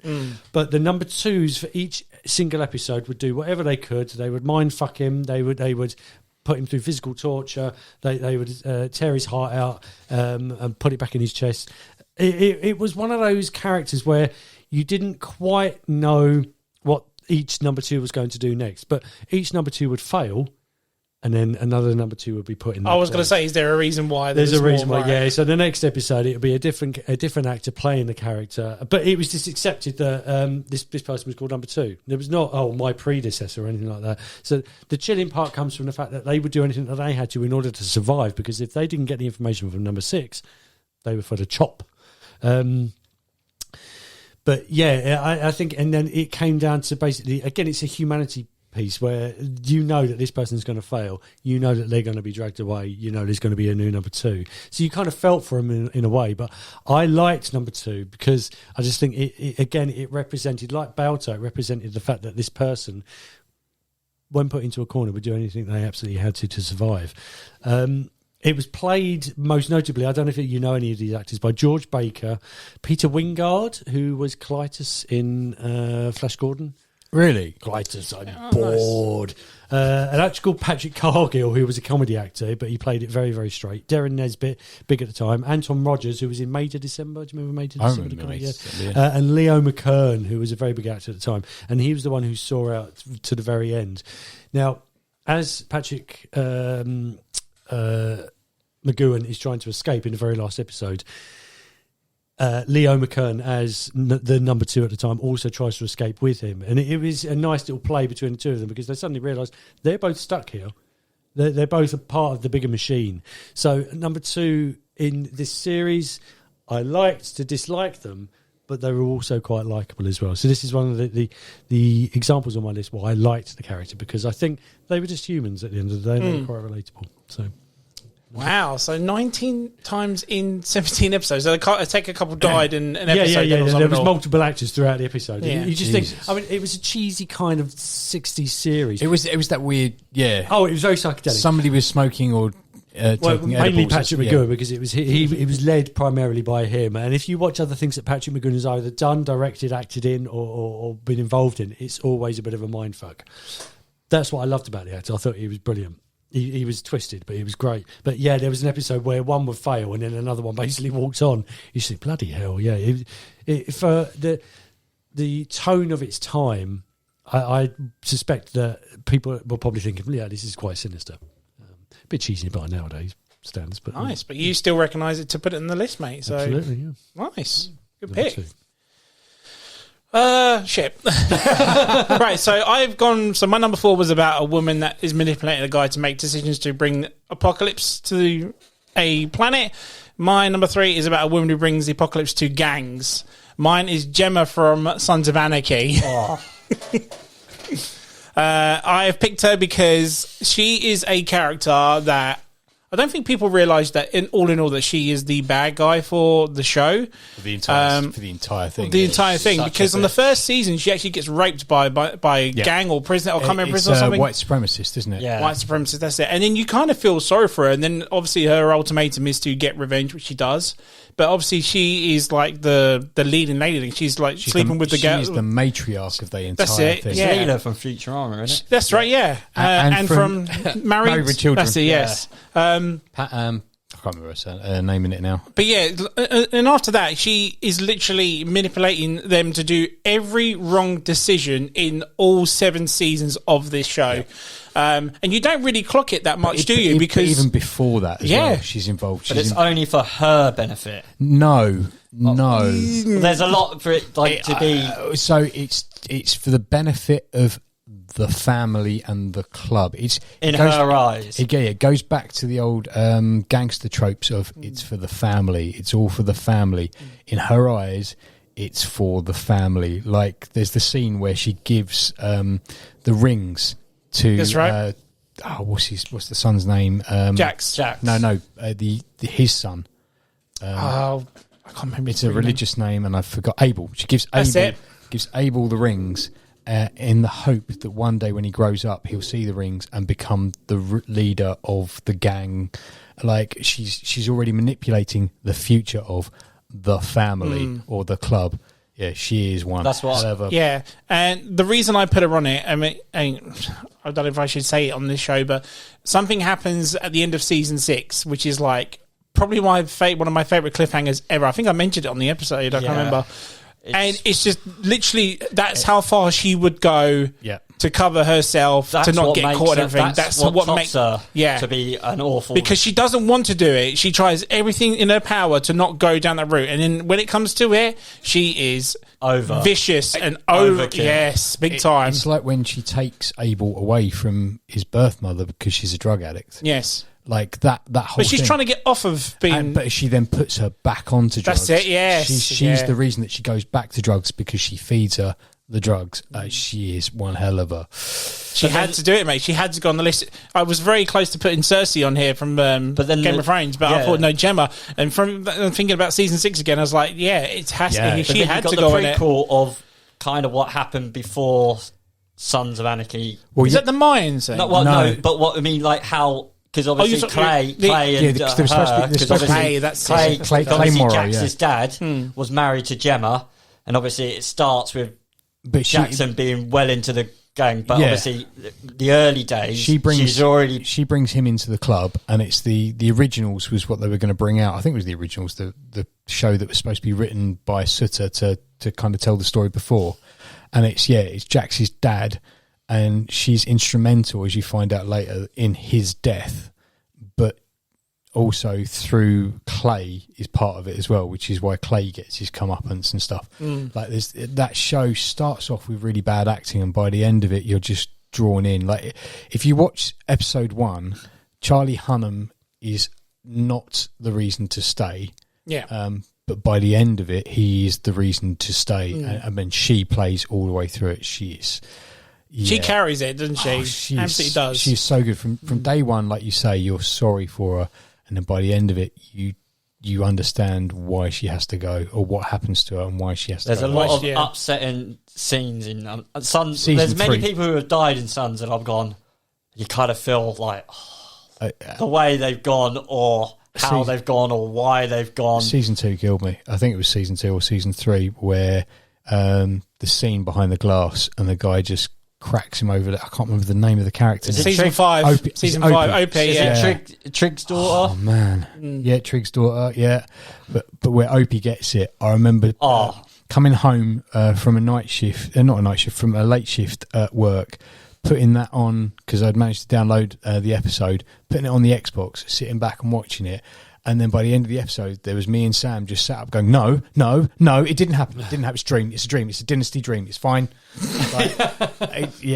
That show just has so many ups and downs, but all the way through it. She's the outstanding one of it all, isn't it? So it had to be a... Also, Walter Goggins in it with a pair of tits. He is. Yes, he is. Yeah, that's it. So over to Chris for your number 3, sir. Number 3. Okay. I'm going to another little redneck town. Clay Burton. Does the name ring a bell to anyone? No. Okay, well, he wears a bow tie and he's in Banshee. Oh, of course. He's the guy with the glasses. Yeah, Nice. so to me, because I was umming and ahhing who to put in, obviously the albino I like. You know shit's going to happen when the glasses come off. Shit's coming off, and also there was the Cherokee warrior guy who Yes. just Oh, yeah, of course. I forgot about him, yes. Yeah, he's evil. But this guy, he's basically the main villain, who's Kai Proctor, who's like the head. That's it. I was trying to think of what his name was. The head honcho in this small little town. So he's basically the godfather. And you see him, he's basically what looks like a butler and like a public schoolboy. But for me, I've watched The Wire, and I don't know if you've ever watched The Wire. And there's a character in there who's got a bow tie, and he is such a nutcase, and he's basically a hitman that I've always kind of associated. Ooh, bow ties. Don't fuck with the bow ties. Bow ties are cool. And yeah, so you're always kind of waiting for him to do something, and then when he kind of takes off his glasses so slowly, and he ends up taking them off a lot during the show. I think he ends up getting about 27 kills in the whole. Does he take his glasses off 27 times? No, because there's multiple kills. He doesn't take them on off. RSI just from taking his glasses on and off.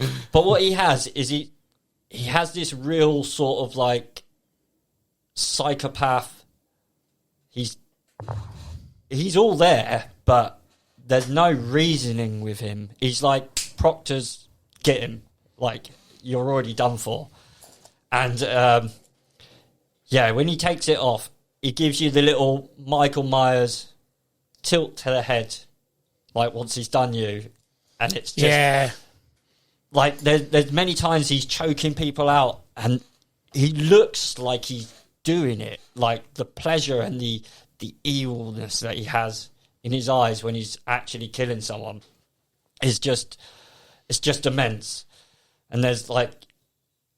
But he's one of these guys that you think... Because obviously Lucas, you can see he's been beating people up. And you know, everyone's going to meet at some point. But like...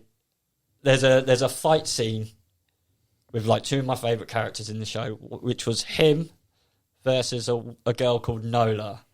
Now Lola was like the head Cherokee. Yeah, she was woman. Cherokee sister or something, or something like that. Woman. Yes. Now that is a fucking good fight She has scene. been fucking people up throughout the entire seasons, all the way up to like I think this is like 3, maybe end of 4, maybe early 4. This fight scene is, but both of them meet, and I'm like, oh fuck. At some point, what one of my characters here is gonna go. Someone's leaving this. Like I'm really torn now because like I don't want her to go and I don't want him to go. And this scene goes on for about 5 minutes, and it's like Born Identity / every other, like the Punisher / Daredevil. Like, what can we use to throw at each other? Everything Yeah. is just brutal, but it's just...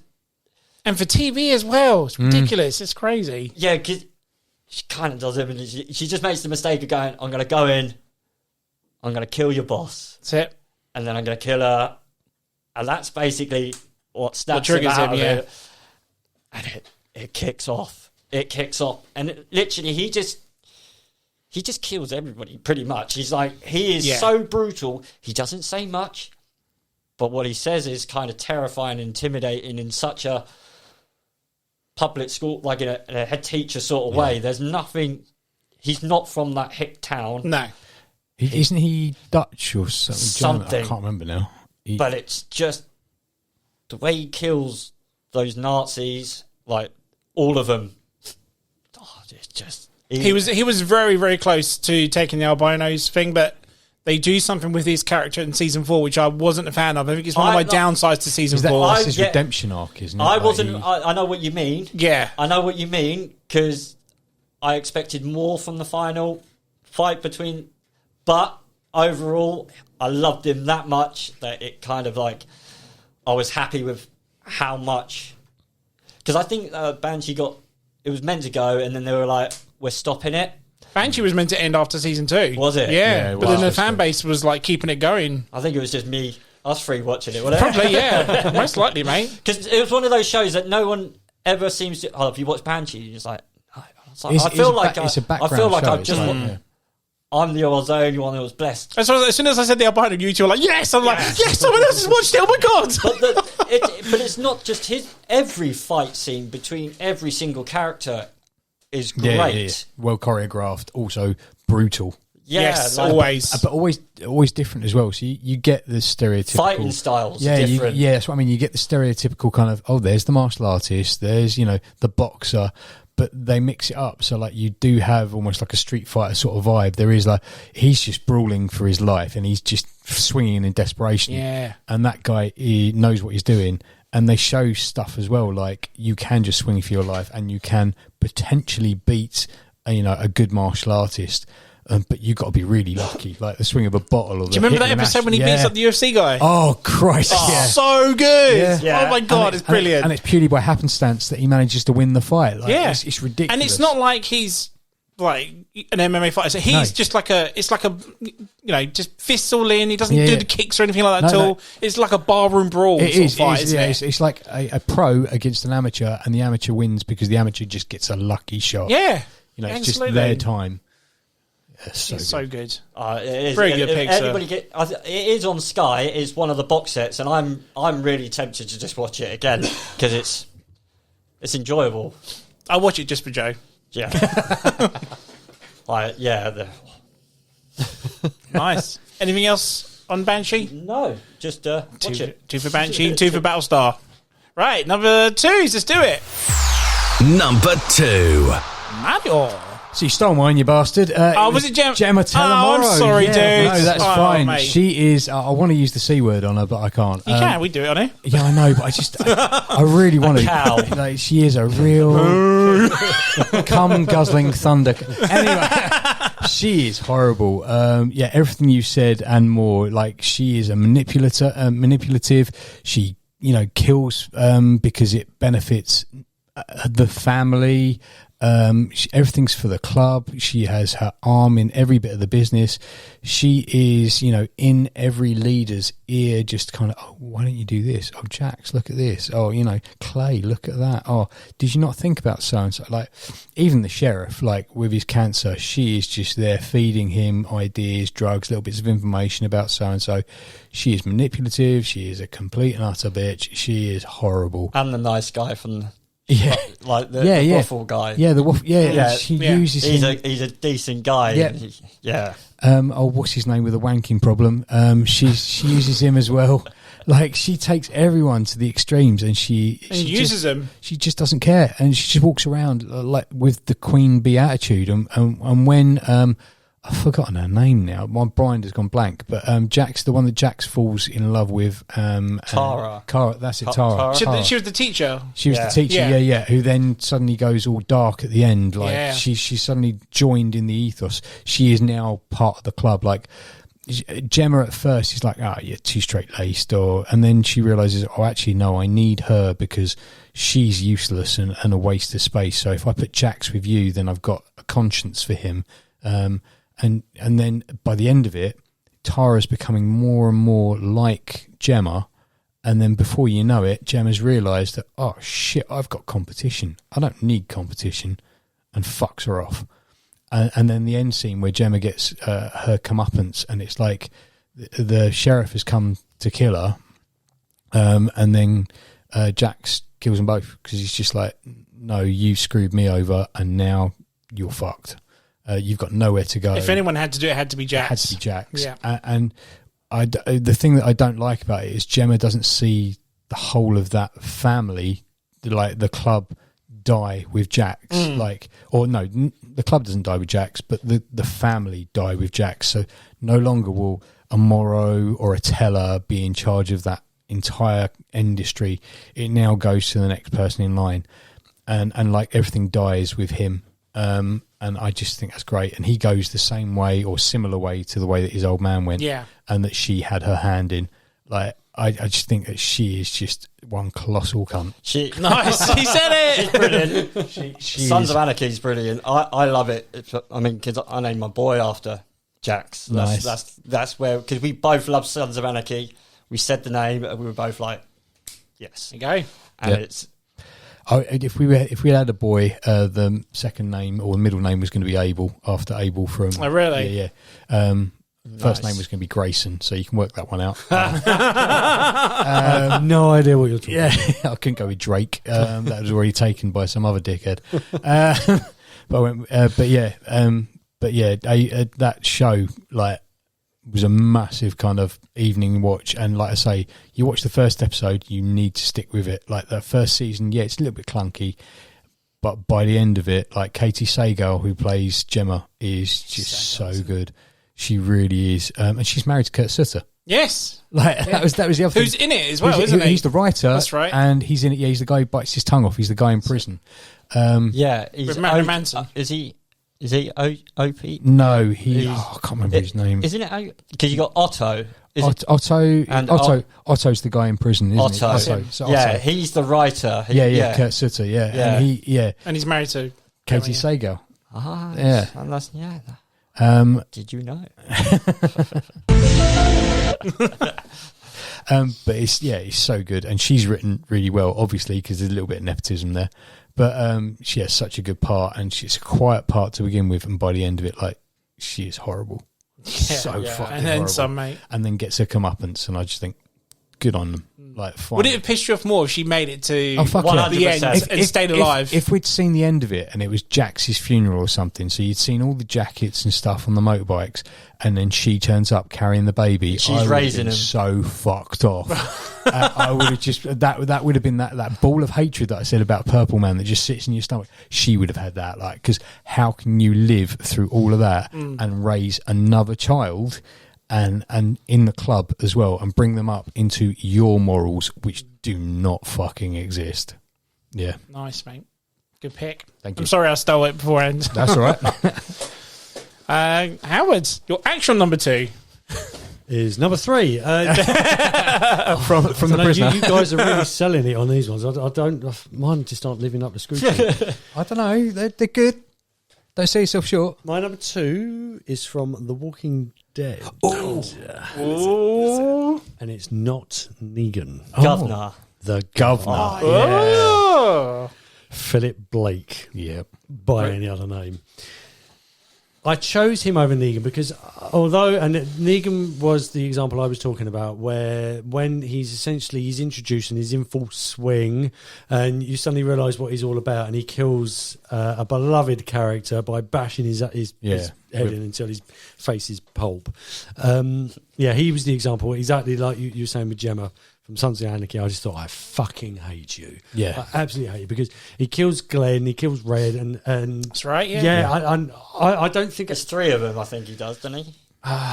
It's those 2 originally, and then he kills us. Yeah, he does. And you got the eye. Is it the fireman guy? Or was it the soldier who was? Red, that was the ginger guy. Red, Red. Is that Red? It was. I don't think at any other point throughout any other TV show I'd actually sat and I thought, do you know what? That absolute hatred, that physical core. It really thing, is. I really fucking hate you. But that was Negan, and the only problem with that character is that he softens. He follows his character arc from the comic books, and he redeems himself, and he becomes an anti-hero.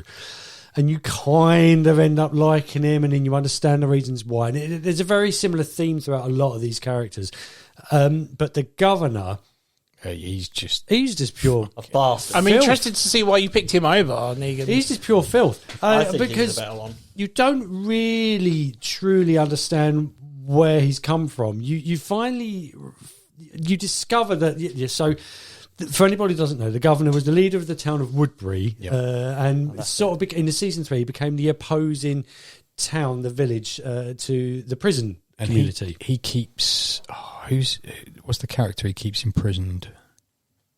Michonne. Michonne, yes. Michonne. He keeps her imprisoned and abuses her as his little plaything. He does, and there's no real rhyme or reason behind it. It's just because he's a sadistic. Because he can, yeah. It's because he can. And what's the name of the girl that he has a relationship with? What's her name? Andrea.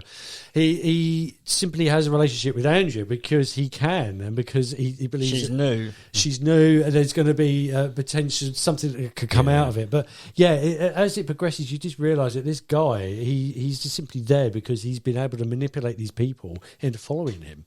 And yeah, again, there's no rhyme or reason to it. You watch it, and because you've watched enough stuff, you go, it's too perfect for the show you're watching. It's too perfect. You always know that there's something. Yeah, most villains have a purpose. Like they have something that they're working towards.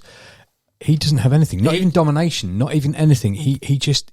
It's bad for the sake of being bad. The scene where he's got heads in jars, and you suddenly realise, and obviously it comes out that he's got his zombie daughter Penny, and brushing her hair. I mean, that's just fucking creepy. But you realise that he's just pissed off with the world, and he just wants to see it burn. And if he could just play around with a few people in between, then that's exactly what he does. And that's why I place him above Negan, because he's kind of being driven from the heart, whereas the governor, he hasn't got a heart. His heart is died with his daughter. By the time we got to Negan, the governor had already broken my heart.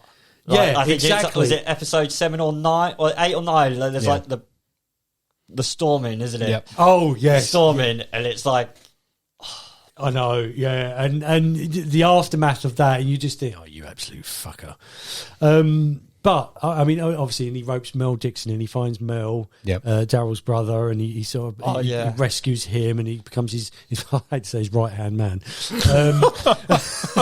Or was it the left? I can't remember. So yeah, and you begin to hate him with a passion. Not as much as I hated Negan, I must admit, but because this character was just purely evil. Then we move into the next season, and then he has a bit of a redemption arc. You just think, do I? So is it misplaced? Is it misplaced? Is he actually not a bad guy? Yeah.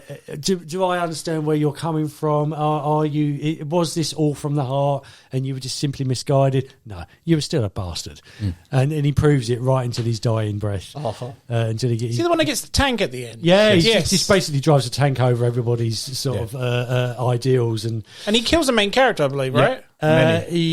Yes.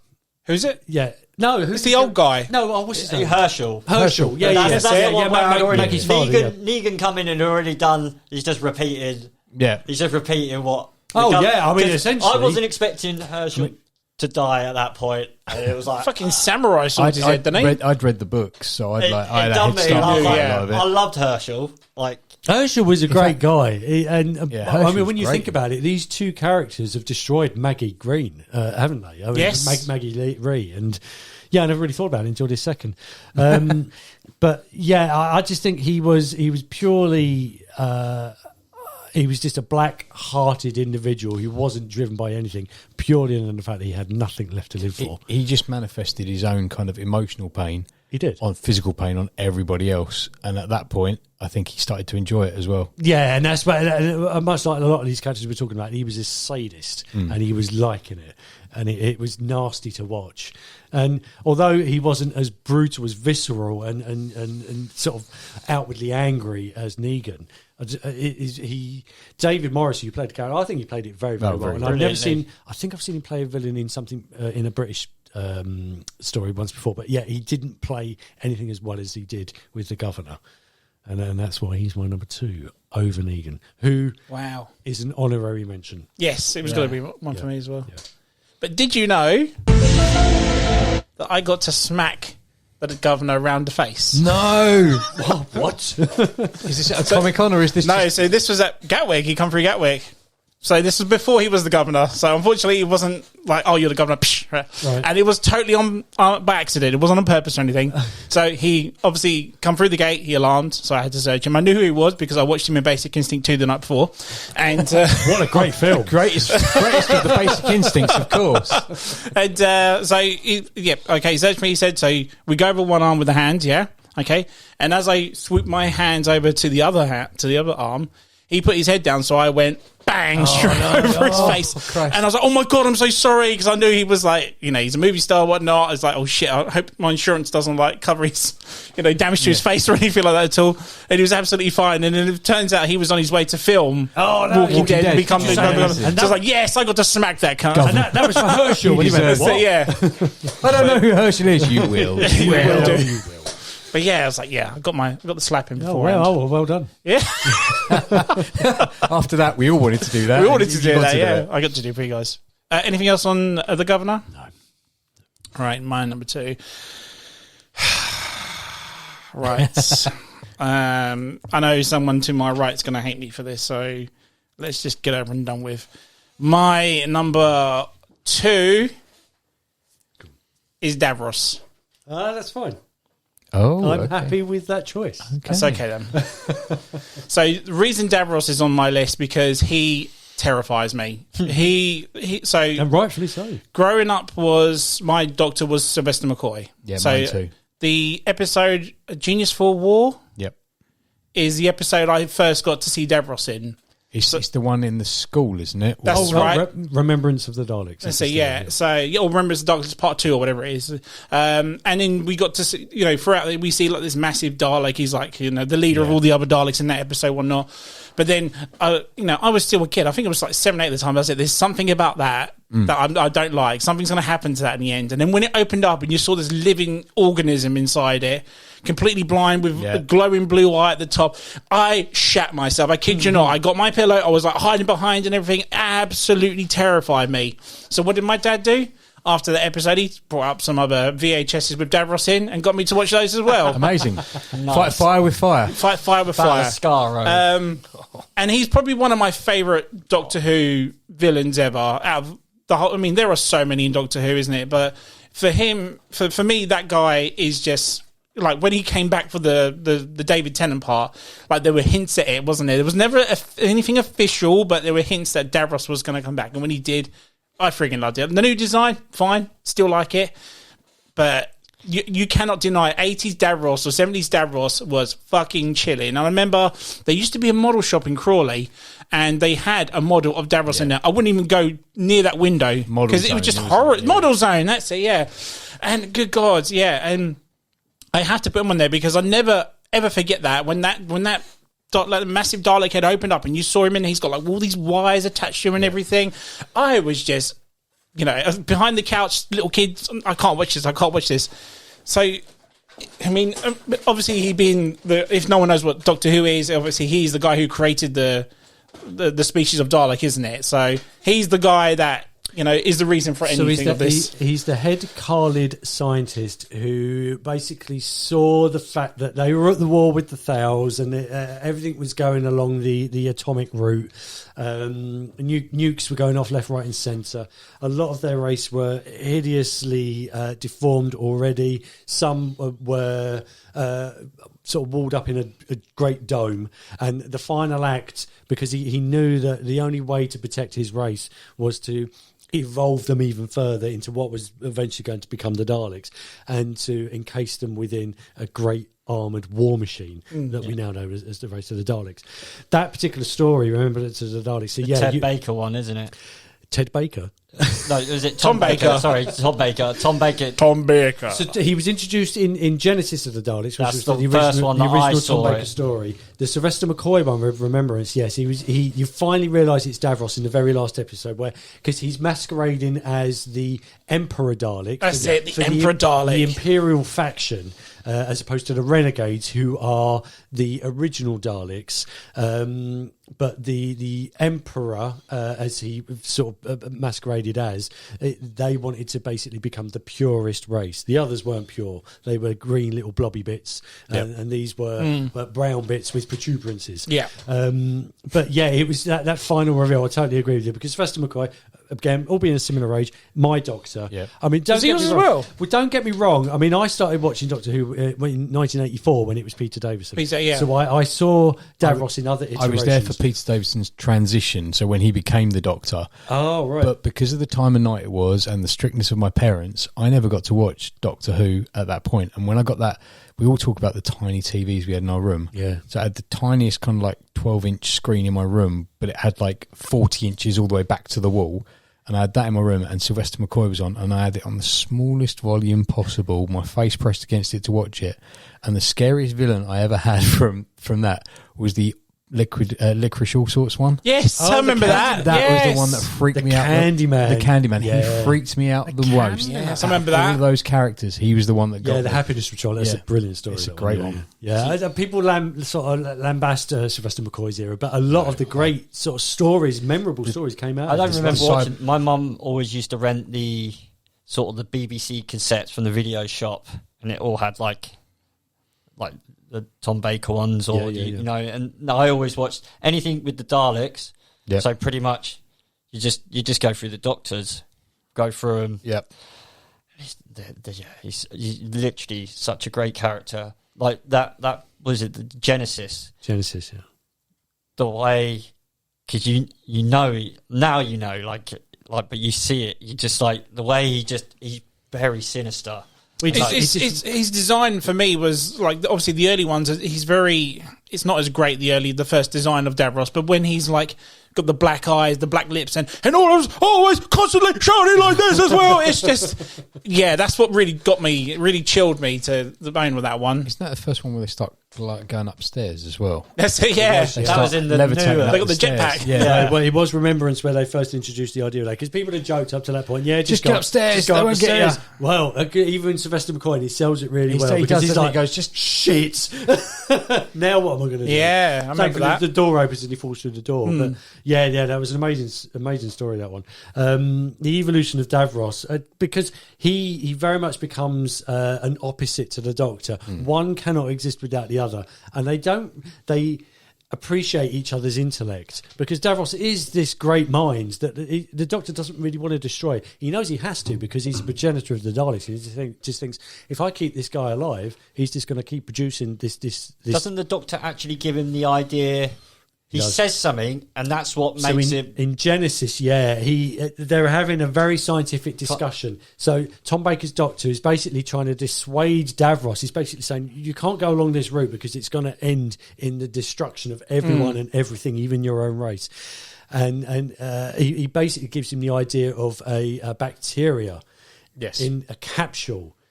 And you could see the horror on Tom Baker's character, on Tom Baker's Doctor's face, because he thinks, shit, I've just given him the idea for this ultimate weapon. And Davros is basically sitting there, he's going, if I just put death in a capsule, and I can hold the difference between life and death between my thumb and my forefinger. And Tom Baker's thinking, crap, now I've got to kill this guy, because it doesn't matter. I can't reason with him. Through time, through space, whatever. Through time, through space. I can't reason with the guy.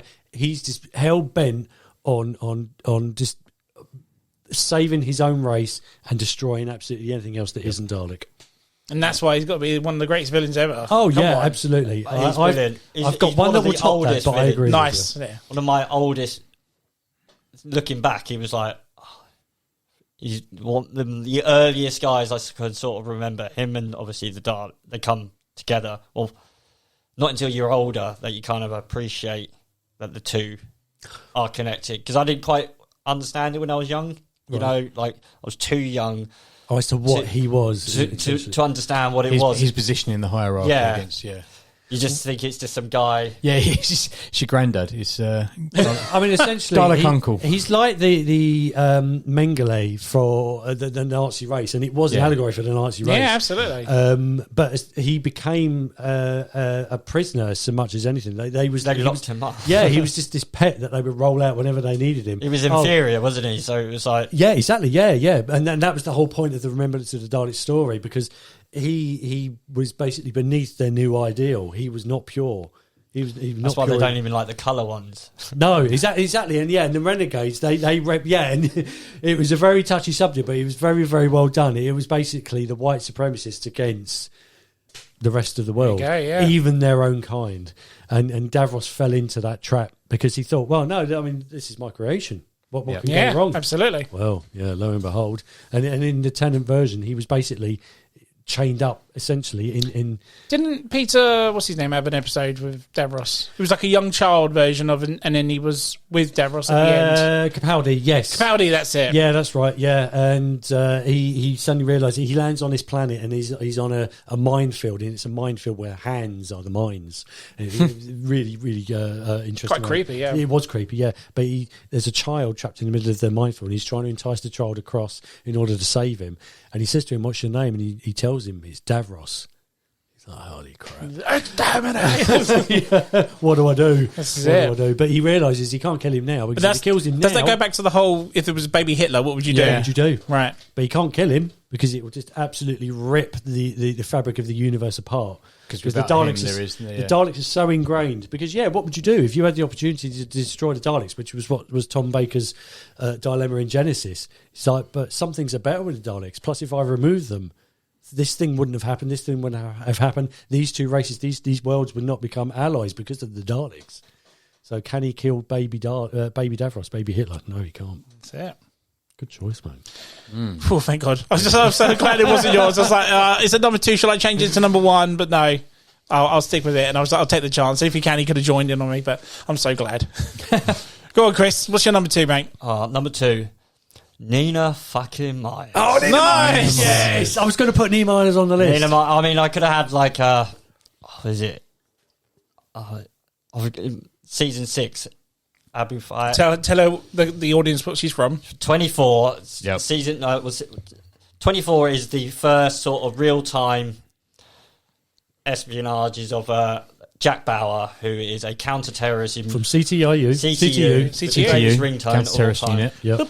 And it is We all had that ringtone. Kiefer Sutherland running everywhere. Running around. yeah. Kiefer Running more than Sutherland for Kurt me Russell. is Running more than Kurt Russell. one of my favourite characters of all time. Jack Bauer is pretty much one of my favourite characters of all time. Favourite TV character for me. TV character, like, That I don't first really series. like the. I like watching the heroes, So good. but there's not many heroes who really like him. Optimus Prime. Jesus Christ. Like, everybody else is all a bit, yeah.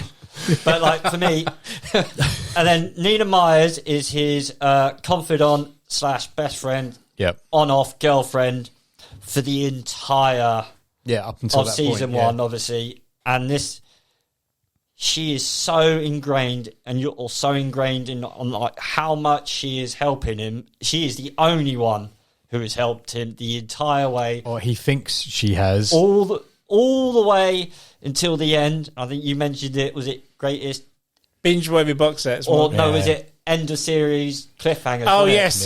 So ends up being she walks into a room, she walks out. Looks a bit dodge.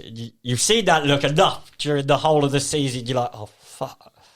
Then you just walked in there, which was Jack's wife, who is carrying his unborn child, and it turns out to be that she ends up killing him. And then the realization of everything that's happened in the day was all because is of her. all because of Nina. Like she's planned. I mean, everything. The scene for Jack and for the audience when you realise that Nina's basically fucked him up the arse. I mean, it was he's flashing back over there. Yeah, and it all makes sense. But you trust her 100%. 100%, and you want to because you like her. Yeah, She's I was such a about to say likeable that. Yeah, I'll be honest. This was the first sort of this made me fall in love for TV box shows as a whole because everything. Because before it, like it used to be like. If you were a washed-up actor or you did drugs, you got pied from Hollywood and you had to go and do TV. Yeah. Kiefer Sutherland made TV cool, which is why now, like, you got fucking Helen Mirren doing shows. Helen Mirren, doing all, and that it made TV can revive your career. Yeah, absolutely. And this absolutely... But you wouldn't have thought that back in the day, would you? No. So they never mixed, did they? No, TV this is and it. film never mixed. Never mixed, and you couldn't do both. And it was like, well, you're a shit actor if you do TV. And literally, Kiefer, I feel like kind of saved the He's TV box skyrocketed. set. Well, Save Fox, basically. It's the original series of 24 that when it was released on VHS at the time, that's where we get the terminology of binging a box set. Yes. It was the first season of 24. I must have doing asked these. about 20, 30 people. Has anybody seen 24? Because I wanted to seen it. And no.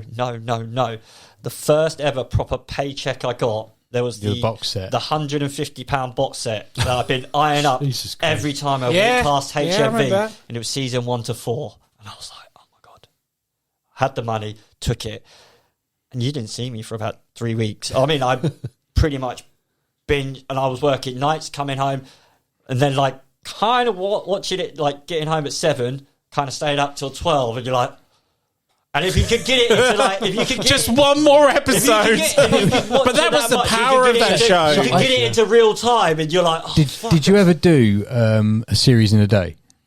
No, so I got pretty close. I did series 3 in a day. Oh, no, shut up! Really? Series 3 in a day. Wow! So it was me. Series 3 is good. Me and my mate. I was living Cordula in virus, isn't it? That's it. Yeah, that's it. Me and my mate. We were living in Maidenbough at the time, and my other half at the time had gone out, and we'd bought the box set. Or I say we, like he'd bought the box set. And was like, "Have you seen it?" I went, "No, I've not seen series 3." Like I was waiting till I could go and do what you've just done, buy the thing.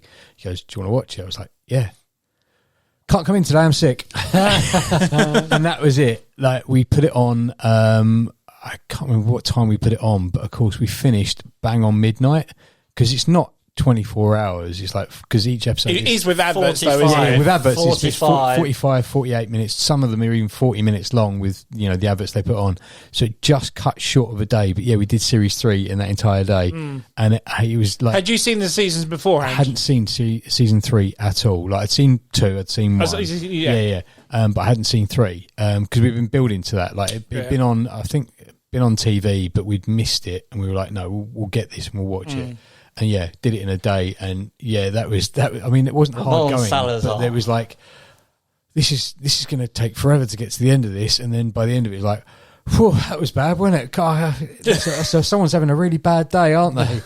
Like, it was, it took me to like season 3 because I smashed them pretty quickly. Like, it took me that after 12 hours, first boss is not.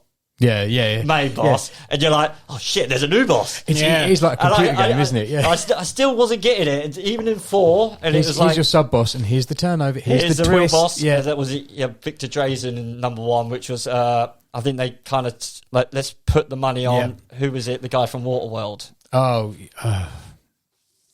the bad guy, Dennis Hopper. Dennis Hopper. So. Yeah, so with Nina, you end up kind of following her. She does you the dirty in the last minute. It ends, and then the next one comes in, and she's basically on the run. Turns out to be that down the line that they need the information from Nina.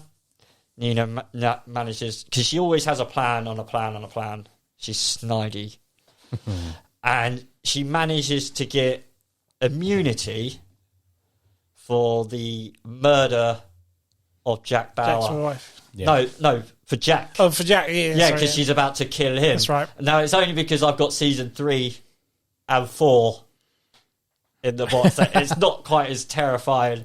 Oh, yeah, he's going to make it out. He's going to make... But with 24, you're like, how? Yes. It's not so much... It's not so much... It's like when he takes him into an interview room and he's like, I'll get the truth out of it, but how? Yeah. Like, literally just got to pull the light socket apart. Yeah, so I think for me with Nina, the reason that you hate her is it's the betrayal. It's the betrayal, and to be fair, because you feel betrayed. You feel betrayed. Not just him. I don't remember a well. female. Obviously, Cersei and everybody else come along. Yeah, but they were blatant. Like Cersei's blatant. And Gemma's blatant as well. Like she lulls you into that. But this is the first time that you've trusted someone, and they've not given you any reason up until the point where you see that. But she does it so well. She looks like the receptionist. Yeah. The moment she turned, how do we not see it? She looks so moly. Yeah. So moly. But it's like Howard said, you invested in her character. You liked her character. Yeah. You were hoping it wasn't going to be the case. You liked her with Jack. It was like, oh, Jack's like, he's kind of hard up on his luck. He needs someone that's going to look after him. Oh, she'll look after him. She'll be fine. She'll keep him safe. She was the one where I was like, do you mind when people come back or die? And this one, I was like, because I like Jack, so like I've invested all my eggs into Jack. Everything's on Jack. He needed he needed to end her. So I was happy the way she went out. Yeah. You know, it was. You got no more info. It's like, Don't need her for anything else, do yeah, you? it's like, I got plenty. She gets Megatroned. I'm very surprised you picked her. I thought you were going to say Tony. But yeah. No, but Tony. There's a reason for Tony, though, isn't Yeah, there? but Tony comes in at the end and, like, you're already 6 seasons in and it's like, oh, new mole. It's Tony. Yeah. You're like... But, yeah, it's... But Nina was the OG. Yeah. Nina was the OG, but then there was also the blonde... The woman who was getting married, I think it was in season 4, who kidnaps the Secretary of Defense. Oh, yes, And it's yes. Yeah. Dana or something. Oh, yeah. Yeah, and she plays an absolute evil psychopath woman. She was close to being on it, but it was just that first backstab, because 24 is the first season, like, killed people. You didn't know what to off. expect for the first season, did you? Pick main characters. Oh, Yeah, he's yeah. dead. He's gone, dead. Everybody's dead. And it was literally... Then everybody else, I feel, future seasons, Game of Thrones... It was very much the take textbook 24, but model we for put it... Yeah, definitely. Like, we'll just kill people off and everyone will be like, oh, it's so shocking. It is. But 24 did it first. 24 did Yeah. it But first. not many people watch 24, that was the issue. To be fair, like, seasons 1 to 6, I think, are brilliant. Yep. 7, I'll allow It's it. all about season 5. 5 It's so is- fucking 5 good. 5... Robocop's in that season. Christopher Henderson was another one who was, like, close to being... Right? Absolutely. Oh, wow. He wasn't Bauer's... No, who was Bauer's dad? That was Babe. That was the farmer from Babe, wasn't it? James Cromwell. Yeah. His character, yeah. Yeah, so, like, the casting in it is really, really well done. And if you've not seen 24 and you... What are you doing? Fucking watch it. It's yeah. on Disney Plus. Watch it. It's one of yeah, those it's series great. you just need to watch. Yeah, it is. Exactly, mate. It's an OG for me, and it's my And favourite it was it was TV show. definitely an original in its class as well. Like, I don't think there's anything else that's been like it since. I hasn't. think, no, Hijack, apparently I've heard with the new Idris Elba thing on Apple, yeah. apparently that's taken 24 and done a whole Hijack. Have you in seen real that? time. No. It's I very want to. good. Yeah, it's I very, really it's not want to. quite. Yeah, it sticks to the formula. It's not as good as 24, but it's a very good story. Yeah, I recommend it. Did you ever do the thing when it went beep, beep, and it was like 17? Did you go 19?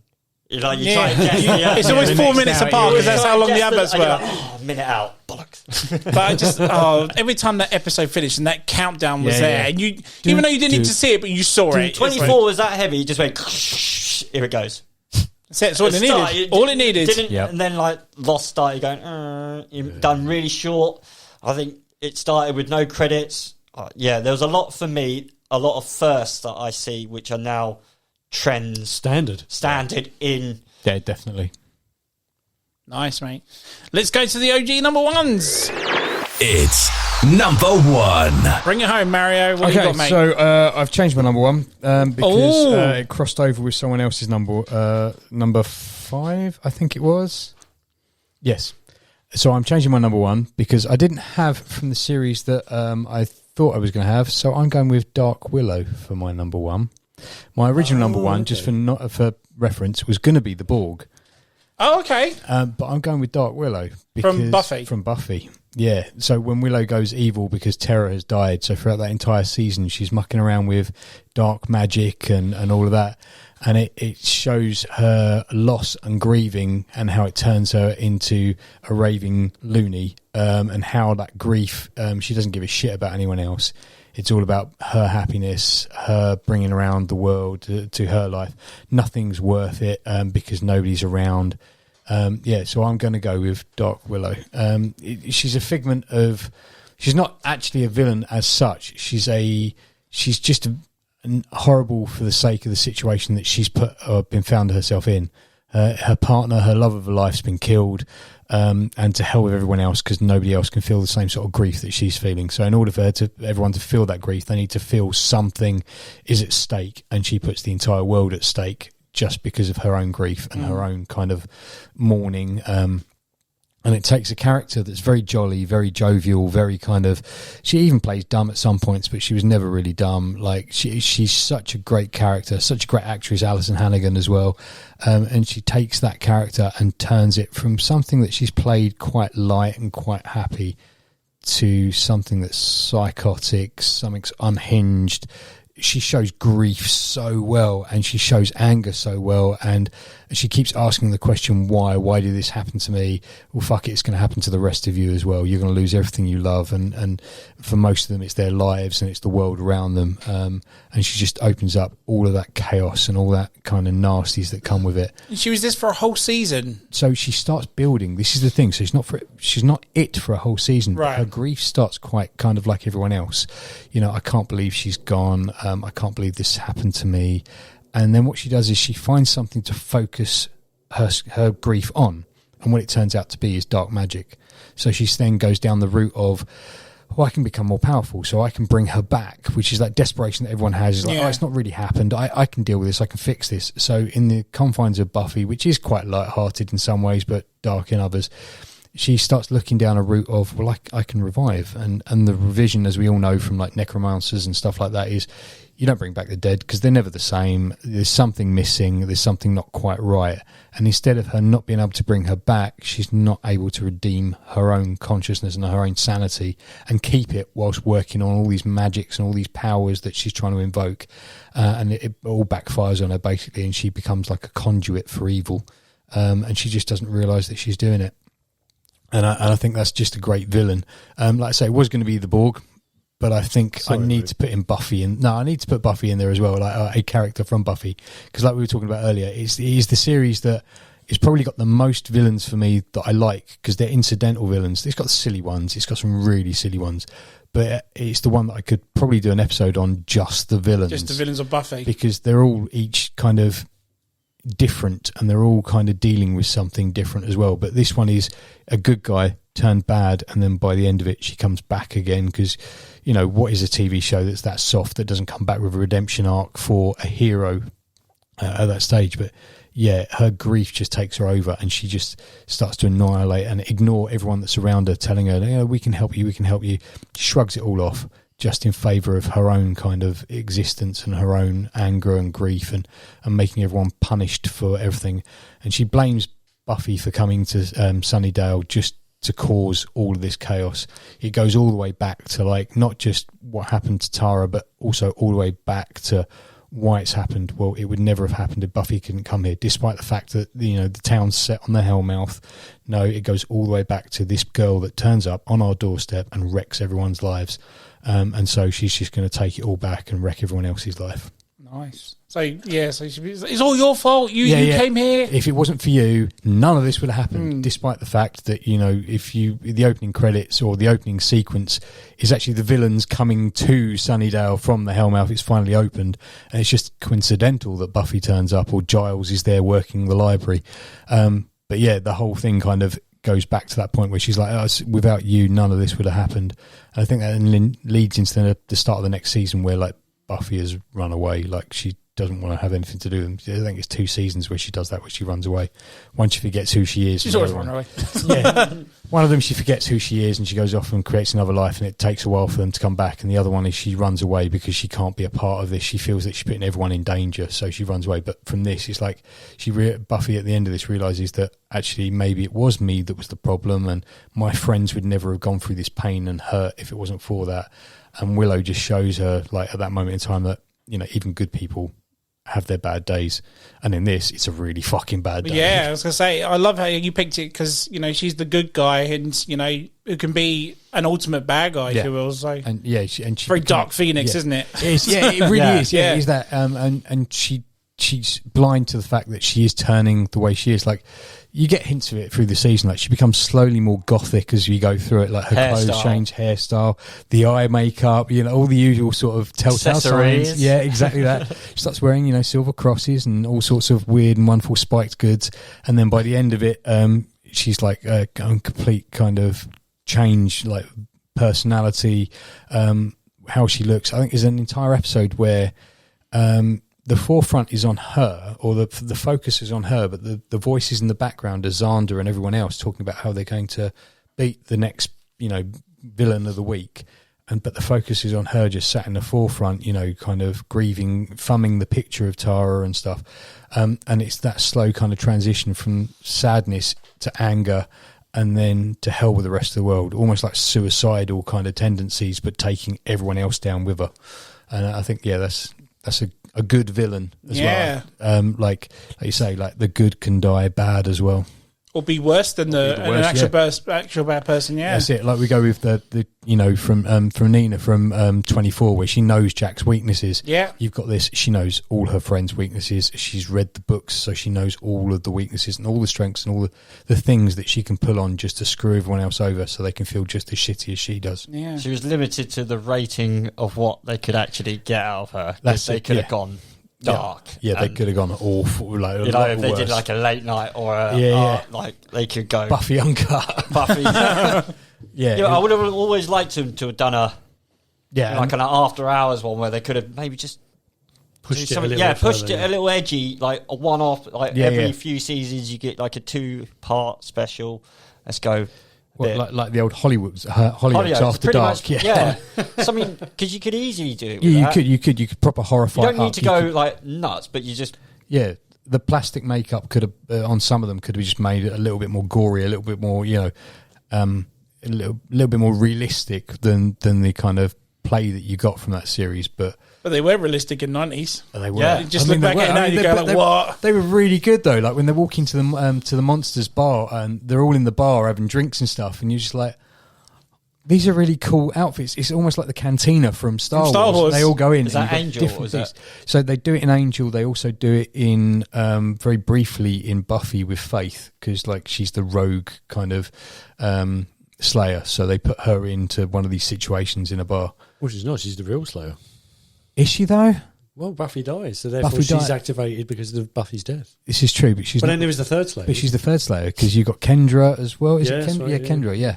And then but the reason, but Faith's already being trained at that point. So at any point, all girls, is any one of them the actual Slayer? True, because they're all being trained by their watchers at the same time. Because not Giles, I can't remember the other watchers. Wesley, who is Faith's watcher, comes over to hunt her down and stuff. So in that whole sequence of events, who is the real Slayer at any point? Yes, Buffy died, but was she the real Slayer? I mean, we only know it because the series has got her name in it, and the movie before that had her name in it. Of course, yeah. But was any one of them the real Slayer, or was it just like a Kirsten Swanson was. Kristen Swanson. I'll go with that. We don't talk about that film. And Luke Perry. It was. You say about the 90s realistic makeup. The Master. Yes. The first villain of the first season. Yeah, absolutely terrifying. Who was played by a guy who's one of my favourite villains in a movie. Was it the Mayor or was it the Master? No, the Mayor was in season 2. The Master, the old guy. They kept mentioning him all the way through it. Like the Master's coming. The Master's coming. It was a bit of a weak letdown because Darla was also one of my favourite characters. Darla was awesome, and she's not in it that long. Like she really isn't, and then she comes back later on down the line. But Darla was one of my favourite characters. Spike's another one. I love Spike. Even he's one of those people who goes could be a great bad guy, could be a great hero because he swaps at the end. He does indeed. He's a scene stealer, Spike. He's brilliant. And Drusilla as well. Drusilla is the only cat I've ever voluntarily bought and been associated with. I called Drusilla. My partner is a diehard Buffy fan, and she's always said that would be her mastermind. And our cat is named Wesley. Because of the Watcher. Because of the Watcher. Brilliant. But there's so many different characters in there, and I could have put any of the villains in there. Glory. Glory's another one that I think is like she lasts that whole season and the whole way through. Nathan Fillion's character? Because he plays an absolute arse. He's only in it for a little bit. He turns up. He's like he's a monster killer though. Isn't he? But he brutally screws someone over, doesn't he? Screws. Is it Wesley? Yeah, he does. He screws Wesley over. I can't remember how. It's been a while. But he plays it. But my partner doesn't like Nathan Fillion in anything else now because of that. Because of that. It's like, Wow. You need to watch Castle because Castle makes it so much easier to watch. Tongue in cheek. She will watch it, but she's like, no, he's still an arsehole. Even though he's Still the scarred, nicest guy in every other show. Yeah, Dark Willow, my number one. Good, nice pick, sir. Thank you. Come on in, Howard. So from talking about a master to The master. Oh, nice. I chose the Master over Davros because there's something about the character that is so malevolent. Davros is a creature of habit. The Master is not. In any iteration that you see him or her, you just know that he or she is playing it for shits and giggles. Yeah, it's whether you live, whether you die, doesn't matter. Whether a world blows up, whether it doesn't, it doesn't matter. All the Master wants to do is create chaos. He's an agent of chaos. And I think that although, again, a character that was born of the 70s, you could look back at Roger Delgado's version of him and say he was a little bit cheesy, he was a little bit gentlemanly. No. I think the Master... he looked like a Spanish pirate back then or something. Yeah. Yeah, well, I mean, he used to wear like I suppose you call it a Nero neck. That's right, yeah. He's my version of the sinister man in black. He would just, with a click of a finger, just kill you. There was no conversation about it. The only conversation he would ever have would be with the Doctor, because although he would profess to want to kill him every 5 seconds, He saw him as an equal. he saw him as a brother. And it wasn't just because they were both Time Lords. It's because he knew that the only person that could best him would be the Doctor. The Doctor wasn't necessarily cleverer than the Master. It's just that the Doctor was always there to counteract whatever he was doing.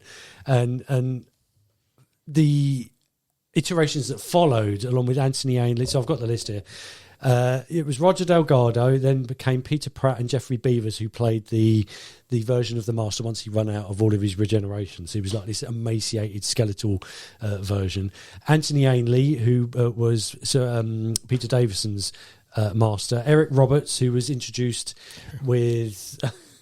That was the movie. It was one, the movie wasn't it? version. Yes. Yeah. Julia Roberts' brother. I still can't take that as a movie. Do you like, know as the real what? thing. I love that movie. I think it's brilliant. Yeah. And look at it as you were. You just think, oh, is it? But I forgot he played the Master when you said Yeah, that. I was I like, oh, didn't- fuck yes, he When you did. went Eric Roberts, it was just suddenly jumped in my head. I was like, He does such a turn. Yeah. I mean, we'll talk about him in a second, but he does such a turn as the Master. I can't help but love him as that character. Going into the new series with Derek Jacobi, who didn't know he was the Master. John Sim, who I love John Sim's Master. He was so good. John Sim, who plays into a T. Again, he channels Delgado because he's just such a sociopath. Could kill you at the drop of a hat and laugh in your face about it as you're dying.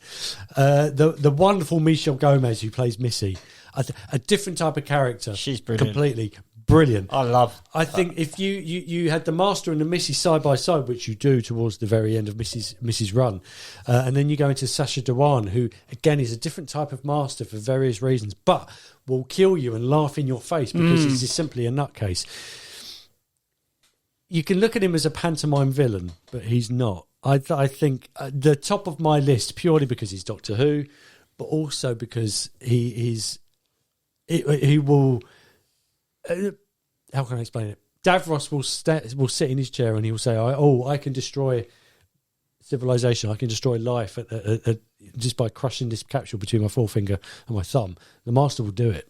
And that's the reason that I There's no hesitation there. There's no hesitation there at all. No, the only hesitation will be whether or not the Doctor's watching. He'll only do it once the Doctor is watching. Yeah. I'm going to destroy this world purely because it's going to piss you off. There's always a slow reveal. Most other baddies in Doctor Who are they sort of arrive, but there's always a slow reveal. The character's either been with them for a while, and then they come in and it's like, oh, you're the Master. You know, it's like it's not like they turn up, boom, turned up as the Master on that episode. You know, there's always a long He's either hiding in the shadows in the background, or he's masquerading as somebody else. Yeah. The master of disguise, also.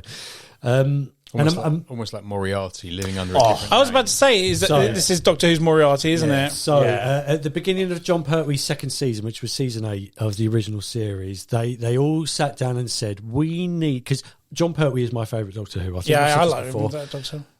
without a doubt. And for his type of earthbound incarnation of the Doctor, very much a Holmes... And he dressed like Sherlock Holmes. Yes. He acted like Sherlock Holmes. They said, we need a Moriarty. And that's where the Master was born. Wow, there you go. Exactly that. Makes sense. And Roger Delgado, who I think was a genius actor, and in real life, they called themselves the Unit Family. So it was John Pertwee, Roger Delgado, Katie Manning, oh God. Can't remember the name of the Brigadier. I've completely forgotten the actors. Nicholas Courtney. They were the Unit Family, and they were such loving family that they epitomised the Doctor at the time. And I've completely lost my train of thought. What am I saying? Simply saying, Roger Delgado was such a nice guy. That was the point. He was such a nice guy that in real life, I've seen him in interview, and he was such a gentleman, and he was everybody's friend, and he was everybody's brother, everybody's father. To see him in this character where he would just turn his own personality on its head and become this cold-blooded killer. Absolute joy to watch. So the opposite of what he actually is then. The opposite of exactly what he was, but such a foil for the Doctor. Neither wanted to destroy each other. Both wanted to destroy each other. Neither could exist without each other, and vice versa. And it was always this interplay between the two, and it was carried through with all examples of the Master, all of the actors who played the Master, perfectly against whichever Doctor they appeared with. I think one of my favourites was Anthony Ainley with Sylvester McCoy in Sylvester McCoy's final story, which was Survival. Basically, the Master, again, at the end of his life cycle, he's trapped on this planet of the cats, a planet of these sort of humanoid felines. Yeah. He can't escape, but he realised that he can channel the Master throughout all of his incarnations had sort of derived these sort of powers, and he could channel through these cat people, and they could teleport to Earth. He was reaching out to the Doctor. He needed to pull the Doctor in for this one final battle. He needed the Doctor on his planet in order to either escape or destroy him with him. And Sylvester McCoy put in one of the most amazing performances of his life, where he's got this rock and he's about to bash the Master's head in, because this planet would also turn you into this kind of savage, this feline savage. And you suddenly realise that all of these cat-like humanoids were once human. They've all been drawn to this planet by these teleporting cats.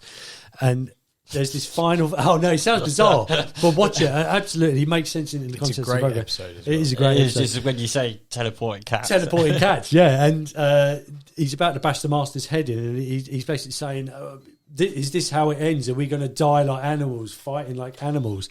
And all of a sudden, poof, it just disappears. The planet disappears, the Master's gone, the Doctor's back in Perivale in London, and he's sort of screaming at the top of his head, and Ace is there, his then companion. She's saying, what the hell's going on? He's like, shit, that was like the final battle of my life, and my nemesis, my foe, my brother is gone, and you can actually see the sadness in his eyes. But for that very reason, I love the Master and I love to hate him, no matter who's playing him, purely because is it sort of the same thing with Davros, where the Doctor can't kill? He can't kill him because he's so in awe of this genius and this personality, and But he doesn't.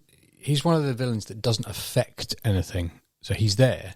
But he doesn't actually affect anything. Are we talking about the Raiders of the Lost Ark? No. What I mean is, like, he's the foil to the Doctor, but he doesn't actually stick his finger in and change anything. He doesn't meddle with anything. He doesn't kind of do anything. He's just kind of like, I could if I wanted to. Like a puppet master in the background. Yeah. He's literally there whispering in It's someone's the ear. threat. Exactly that. Yeah, and that's what the Doctor always fears, and that's why ultimately the story always comes down to, why I must stop you, because I can't let these people die. I can't let this series of events play out where time would change, or this doesn't happen, or you're going to destroy this planet. But whatever the world-ending scenario is. But I just think that right up to Sacha Dhawan's version, There's nobody. We could talk about Sons of Anarchy, and we could talk about Justified, we could talk about all of these Earth-based characters. I just think that with the Master, you always know that shit's going to hit the fan, and it's going to play out so beautifully towards the end that you root for the character all the way through until the Doctor stops them. But you know that ultimately you shouldn't root for them because this is the most evil person in the universe. And that's why he's my number one. That's why he has to be the number one. That's why he has to be the guy that tops Davros. Absolutely. Nice pick. So I was like, I knew you were going to pick someone from it. I was like, but who can top Davros? I was like, oh, of course, it's genius. It makes sense. Absolutely, mate. It clues in the name. Yeah, absolutely. He's the master. Nice pick, sir. I hate going after you guys. I really do. Right, okay, so my number one. This is for you, John. You're not here. I know you're in a better place. No, you're not dead, but but this is for you, John. My number one is Detective Vic Mackey from The Shield. I don't know if you guys have seen this or not, but there is a reason why I picked this, and it's because he is the villain that you watch from start to finish. And the thing is that he is a brutal and the most corrupt cop you could ever see on film or TV or anything. If no one knows the show, it's literally about him who runs a unit of like anti-gang cops. They're the guys you send in when the cops can't deal with gangs or anything to do with drug deals, anything like that. So is this Michael Chiklis? Michael Chiklis, yes. Walter Goggins. Walter Goggins again, of course. He's part of the unit. The Thing. He's the thing. But the thing is that every show has a villain of the week, like you said, Mario, with certain shows. Every episode has a murder mystery or some sort of cop-related story, and then there's Vic Mackey's side of the episode. So you're always engrossed in the villain of the week, and if the cops can catch him, and then obviously you've got Vic Mackey's side of it, where every episode or every season he either is doing his own drug deals, he's either brutally murdering people, but he's doing this in the sense of what would you do in this situation to cover your ass? Because it's like, he accidentally shot a guy, so now he's going to make it out like it's a scene where he tried to shoot me first and I shot back. All these little things, because he's a man who's divorced, trying to be a family man at the same time, but his job is what makes him. It's like, this is the important thing about it. And you hate him, but you love him at the same time. He is essentially the villain every time, because even the other detectives in the LAPD, I think it's LAPD, know that there's something shady about this guy, and they can never ever catch him anytime. And then something happens in season 5, which you would never thought. Vic Mackey's done all this, but he's taken this to the extreme now. Something mega has done this now, and now I think there's 7 seasons, and season 6 and 7 are all about trying to figure out how he did this and why he did it. I don't want to spoil it for it, because if you've never watched it, it is a fantastic series. But I just love how you are essentially, how do I put this? You don't like him, but you root for him at the same time. And this is what I love about this show. So I've never seen The Shield. I had no idea that he was this type of character. I thought he was the hero of the story. And this is it, because he's advertised as it. He's on all the front covers of the box sets of the show. He's the leading guy, but I was like, he still has this human side of him. He is still, at times, you think a good guy, but then something happens in an episode where he's like, no, here comes the corrupt cop. Here comes the guy where he's essentially covering his ass now. And the first series is very gritty, very dark, and you can tell it's old with the times. Like, they don't have the technology to catch people like that now, so you can cover your ass easily nowadays. Like, just throw coke on a tramp and say, oh, it was him or whatever. But now you can't do that nowadays, because you've got CCTV and all this all around you. You've got the internet that follows you and everything. So it gets with the time. The show actually gets with the times of our times. Like in season 7, he can't do as much as what he did. And it has one of those endings where you're either a lover of the ending or not. I don't want to spoil it, because I really would like you to watch it. I don't know where you can watch it. It might pop up on Amazon every now and then, but it's very hard to get hold of. It was definitely there, because I never heard of it, and it was the cop show one, and I believe you and John raved about it so much. Yeah, I pretty much went home and smashed it that night. It is brilliant, but it was available. I think it was Amazon. Because it's not even on Blu-ray. Like, I think there's literally DVDs of it now. I was lucky. It was there, all 6 seasons of it, and it was for something that I'd never heard or even knew existed, it was brilliant. Really, really good. And like he plays an absolute arsehole. He's the guy that justifies his crimes as a means to an end, and that's how it always is every time. So you look at every time he does something bad, you look, he's a fucking. Oh, of course he's got to do this. He's a bad guy. But then you kind of see it. Well, he's covering his arse. He still wants to keep his job. He doesn't want to go to jail at the end of the day. And he's so cocky and smug about it, and I love it. He's just the ultimate bad cop. But they know, unlike most shows where they pretend like he's not. They all kind of know it's the unwritten rule in the shot. He's dodgy, but we can't. But we can't pin anything on him. Can't prove it. He covers his tracks brilliantly, and he's all members of his crew do the exact same thing as well. It's very much like that scene in Training Day. Do you remember Training Day where they catch the guy, they offer Ethan Hawke money, and he's like, "No, I'm a good cop," and then all the other cops start taking the bribe and stuff. That's exactly what it is every time, and it's just like, I really want to catch this guy. I really want him to fucking miss something out and get caught, you know. But yeah, brilliant show. 7 seasons of it, and 7 seasons of this bad guy, and you follow this bad guy all the way through to the bitter end. Worth it, and has to be mentioned on it. You're welcome, John. Good choice. He's gonna watch this. I love this. My favourite episode. He mentioned Vic Mackey. Right, go on then, Chris. Bring it home, mate. Right, number one for me. This guy's just a nasty bastard. Like this is who beat Nina Miles. Come on. This is for me like is the epitome of what a actual real life villain is, and it's an Aussie show, and it's based off a film, and it's called Wolf Creek. There's a series of it. Oh my god, there's 2 seasons of this, and the guy who plays the Mick Taylor, he's so sadistic, so evil, so the murders like he does it's terrifying. Is it the same guy from the movie? It's not, but it does it to the way where I thought it was. Right. But this guy does it better. Oh wow! Okay. You know. Normally, you go. This guy is such an arse, like an evil, nasty, sadistic sort of man. The reason this is my number one is because this is the sort of person you could meet. You know, unlike you're not going to meet the Master, you're not going to meet Davros. You're not This guy is just the guy who lives in the outback, and it's random chance meetings. So in this first series, he sets down and he rocks up at this little creek. And this family with the RVs there, blah, blah, blah. They're all sitting down, and he just changes, and he basically puts a knife in the dad's femoral artery. Basically, just cuts it straight up. Cuts the it's making me giddy thinking of it. Cuts the throat. The 10-year-old's just running away. He just picks up his shotgun and goes, you know what? Boom.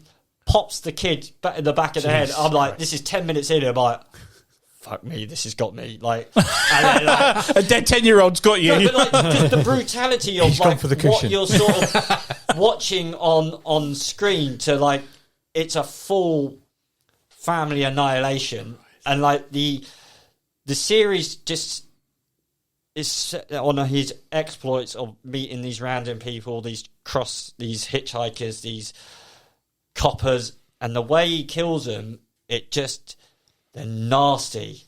And there's a scene he turns up at a campsite just randomly, and So it's just the premise of the show around him. It's not about let's catch this guy or something. The premise of the show is just watch this guy kill people. He's just out. People are normally travelling in the outback, and they're just it's just vast, and he lives there.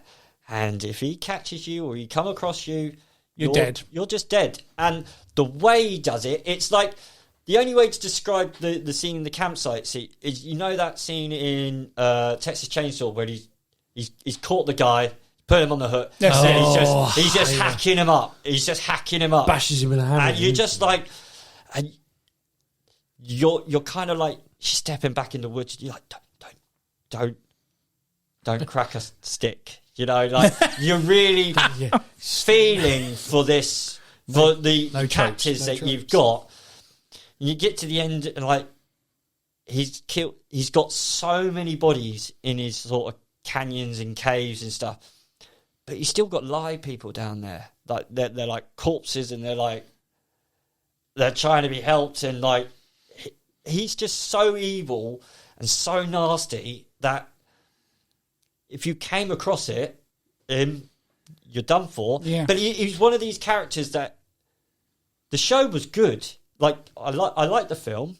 Didn't notice it. Didn't try to do much. I've only seen the film. There's like 3 films as well now, isn't there? But I've only seen the first one. Right. It does it, and it's like what it does is just does a really 2 series, boom, in and out. Does it have an ending as well? Yeah, but because it's like a horror ending, you always feel like, Oh, like he's coming back. could he come back? Really? Right. But you're like, But it does have an ending. it does have an ending, but it's because you follow him basically. I mean, you got the teenagers doing their stuff, but you're kind of following him. You don't want him to get away with it, but Is it told from his perspective? his perspective, and basically a bit more like Texas Chainsaw, where you got their perspective, but it's very much from his perspective. You see him do the killings. You see him. He's not there to hide behind the bush, or you're not seeing him. He comes straight for you, and it's just the brutality of the murders, and I think he takes off like 3 people's heads, and like it's so savage. And it was one of these series that, like, I watched it and I was like, he terrifies me to the point of like, and he has this laugh, like when he turns up into a room, he gives the laugh, and you just, you wouldn't want to hear it. It'd be, You notice your end. it'll be terrible. He kind of does it to fuck with them. It's the sadistic ritual of him just, and you can tell he'd been doing it for years, forever and ever and ever and ever. Well, what's to stop him, like you said? Not to stop him. And it's just one of these series is that you kind of think, oh, will series 3 come? It never came. But for what I saw, it's obviously impacted you enough to put it in the top 5. For it to just be on Sky and on Fox, like, they don't shield you from the like the gruesome. It's savage. So it was just like, I'm thinking about it, and I'm like, all of these villains that I've liked, but this guy genuinely, you try, It's a piece of work. It's going to do some damage. you cut him off cut the wrong person off in a road, or you looked at him in front of you at a petrol garage, and it's kind of, you're just fucked. You just don't go travelling over Chilling, there. mate. But yeah, home. it's just his whole persona, and he delivers such a bad guy that I was watching some interviews with him, and he said that he'd done it so well that it affected his career, because he wouldn't get roles for other stuff because all they would see was his being an stereotyped absolute into nasty bastard, and he really is a nasty bastard. So, like, I mean, I think season 1 is on Channel 4. Or 4 on demand. 4 on demand or on Sky Go at the moment. So I think there are only 6 or 7 episodes, but yeah, it's just brutal. I mean, the show's like 24 is my favourite. It's not even close. It's just how nasty. Just how he played it. How nasty. Harrowing how and well scary. he is. It was like, I don't want to meet him. Master, I might get away. Nina Myers, she's got no beef with me. But he just kill you, all Flat of out, you, yeah. everybody, flat out, just straight up. And it takes slasher movies and puts it into like our sort of time, and it just does it well, and it's definitely worth a watch. Do you ever get an insight as to why he does what he does? Yeah, I believe it's kind of like, I think his dad was doing it. Okay, Of course he was. Family business. Been rednecking it up, do Hills his dad have does. eyes, yeah. It's the prime meat. Yeah. But yeah, it's just, there's something about, like, obviously, there's something about being a bit redneck and a bit hick that I seem to like. But it's like, There's something about Wrong Turn. It's just fuck it. You know what I mean? That sort of like, they don't even take care of themselves. Like, yeah, he just doesn't care. Like, he doesn't care about witnesses because he doesn't leave any. It's just like, Fear. it's just like, how does he? But then you don't realise how scarce sparse like Australia actually is. You know, like how vast the outback is. Yeah, it's just. Well, there's more uninhabited parts of Australia than I think they take it as like there's loads of stuff that's gone missing, like loads of people have died out there, and they've kind of just given the outbacker. Yeah, they've gone out into the desert. It's their own fault. They've kind of given the boogeyman, like, of all of these stuff that's happened there, they're kind of given a boogeyman like a face now, you know, like. But yeah, he's just a really nasty serial killer, and it just had an impactful. Must have done to be number one, mate. Yeah, number one. He's just brutal, and it's the laugh that makes him number one. It's like a bit sadistic, you know. It's like you just don't want to hear it. So Nice pick, mate. Anyone for honourable mentions? all All of mine have been mentioned, by the way. I've got a few here. Right. So let's start light-hearted, shall we? Boss Hogg, Colonel Decker, Dr. Zachary Smith. Yeah. I've got Spike and Drusilla, Glory. Where's Boss Hogg from? I've heard that. Dukes of Hazzard. Of course it is, yes. Well done. Darla, the smoking man from the X-Men. Nice. Benjamin Yes. Linus. Yep. Yeah. Walter White. Paul Spector from The Fall. And Tommy Lee Royce. Oh, From from Happy Happy Valley. Valley. He's on my list. Yeah. Yeah, I thought I was going to put him on my main Nasty. list, but yeah. Oh, yeah, sorry. Gus from Breaking Bad is the other one that hasn't been Yeah, mentioned. Gus Yeah. from- He Yeah, was so I put close. Walter White from Breaking Bad Yeah. because I think he's the biggest bad out of all of them. He I was going turns. to put him on my list. Oh yeah, you put him as well. Wicked. Yeah. So like, yeah, I had Walter White. I had Wolf from Gladiators. Oh, mate, that would have been epic. That would have been ultimate villain. Yeah. Marlo Stanfield from The Wire. Joffrey from Game of Thrones. Biff Simpson. I don't know if you ever watched Hunters. He's the guy who he basically. Oh, is that the Al Pacino one? Yeah, the Nazi yes, I know, hunters. yeah. He's doing a barbecue at the beginning. And he just mutilates his whole family. He's Newman from Seinfeld. Hello, Newton. Oh yeah, Gavin Belson from Silicon Valley. Silicon Valley, Yeah, Yeah. oh, God, yeah. And Teabag from Prison Break. Prison Break. Prison Break. Yes. Good shout. Good shout. They are really good. Davros. Oh, you had him as an honourable mention. I did, Nice. yeah. He had to be there in spirit, if not on the actual list. Negan, obviously, who I already mentioned. There's another 70s British science fiction show that I absolutely love, and I don't talk about it often on here. It's Blake's Seven. Yep. Yes, yeah. There's two from that series, and I have chosen Servalan as one because I absolutely adore Servalan. I just think that the character is brilliant, and the actress that plays her I think, again, a sinister character like the Master, absolutely fantastic. And Travis, who was kind of like her right-hand man, he did anything. He needed to kill Blake purely because he needed to kill Blake. There's a character I've got on here that... In Columbo, you never saw Peter Falk lose his rag. Not once. But there was one occasion. Now, Spock Leonard Nimoy appeared in an episode He called Stitching Crime. And his character was so cold and heartless. Now, I won't explain what happened in the episode, but he basically had no remorse. No, he plays Spock basically. He plays Spock as a serial killer. And this guy's got no remorse about why he did what he did. Now, 99% of the time, the killer will always... It's because they did this to me. Or it's because of this, yeah. And they would always... Columbo would always have a little chat with them at the end, and he'll go, do you know what, it's all right. You're going to prison, but I understand. With this one, he didn't understand. And it's Peter Falk absolutely loses his fucking shit. And for the only time, and he picks up, it's like a stein or a jug or something like that. I think it might be an old-fashioned kettle. And he picks it up and he smashes it down on the desk. He's like, I know you did it, and I'm going to prove I did it, and you're going to jail, mate. And above all of the... And I love Columbo, but above all of the characters is that one, and you just think, Jesus Christ... He's actually affected Columbo so much that it stood out in my mind. A, because it was Leonard Nimoy, who put in a great performance, but yeah, B, because he affected this cool, calm, collected character.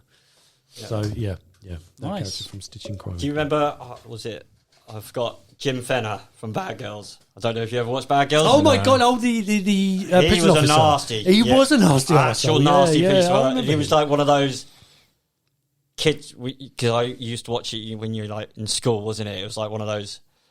But he was when you shouldn't have done. Yeah. But he was sadistic He as was well. sadistic. He raped. He murdered. He Raped and pillaged. He raped and pillaged.